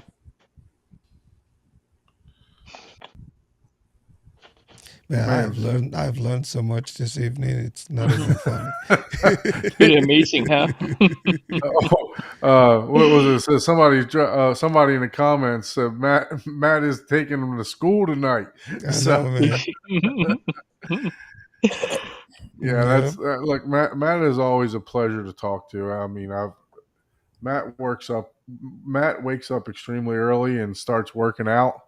And him and I used to get up like 3:30, 4 in the morning for my other business, and him and I'd be talking home theater and in between sets, that he was doing there. But yeah, we would constantly be talking home theater back and forth. Just a fantastic asset to this space. Just the amount of knowledge that Matt has. Makes me want to shut my business down. I'm like, just go to Matt, Hopefully you don't So shut your home theater down. no, not gonna do that. Definitely not gonna do that. That's always been a lifelong dream of mine to build a home theater in my home. You know, who knows? Maybe it'll get done one day before I decide to leave this earth, and I get to at least enjoy one day of it. Yeah, you gotta open it first in order to shut it down. At least once, one viewing, and then you Hey, can I'm shut gonna it have down. a grand opening and a grand closing all in one day. No. No. Let's not have those Grand conversations. opening. Yeah. Let's not have those conversations. But yeah. So Matt, definitely appreciate you joining us tonight. A lot of people Oh, in the pleasure. comments definitely saying you're taking us to school here. So we appreciate all the knowledge that you've given to us today, and hopefully Oh, definitely. this will help some people make some buying decisions, and in doing so, by all means, reach out to Matt. Matt, how can they reach out to you? Oh, so on social, it's blair.high.performance for Instagram. For Facebook, it's Blair High Performance Solutions. On YouTube, it's Brolic Media. I'm averaging 2 to 3 videos a year. It used to be 1 to 2 videos a week, but just life gets busy. So yeah, 2 to 3 videos a year, but there's still a ton of videos on there. Probably have maybe I'm sure it's over 100 by now. Videos that are uploaded. So just all on home theater content as well. So yeah, and on LinkedIn, Matthew Blair. Yeah, I like I said, I really appreciate you joining us tonight. Just looking through the chat to see if there's any other questions here Yeah, I that we think may have skipped over. I think we answered all the questions I started. So Perfect. yeah. Well, Matt, I definitely appreciate you. Paul, John Anthony, Chuck, any questions for Matt before we leave? No, No, I'm good. I've Oh. enjoyed We the got to go tour. digest the lecture, man. Yeah, yeah. I was geeking out, you know. I was like, man, I hope everyone else didn't fall asleep to all this tech talk. So Matt, stay on. We'll just hang out in the green room for like just a second or so afterwards. But want to thank everybody for joining tonight. If you haven't subscribed to Matt's channel, Brolic Media, if you haven't subscribed to Easy HT Tech, if you haven't subscribed to Horizon Home Theater, if you haven't subscribed to Positron Hi-Fi, make sure that you guys go ahead and give us a subscribe. We definitely appreciate the support. Um, we have had some submissions for home theater through the email, which is HTH Hub, what is it? Home Theater Hub at gmail.com. So we had some submissions. We're going to be getting back to you guys very shortly on getting those scheduled.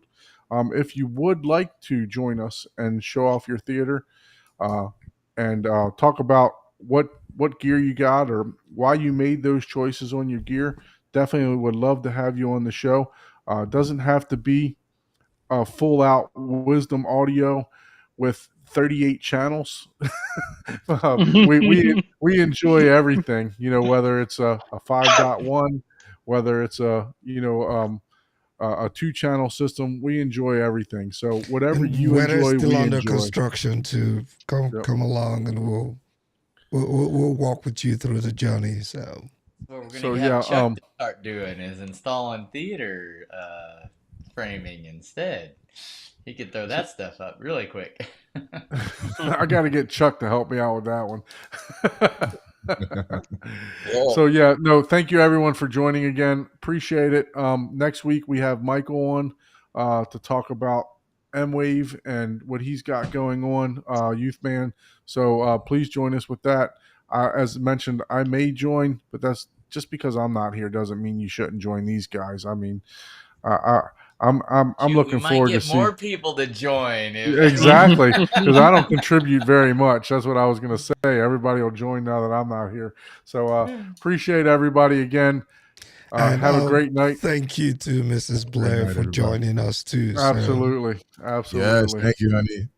thank you. Okay, so thank you everyone. We'll see you on the next live stream next week. Thank you for watching. Bye. Bye, everybody. Bye. Bye.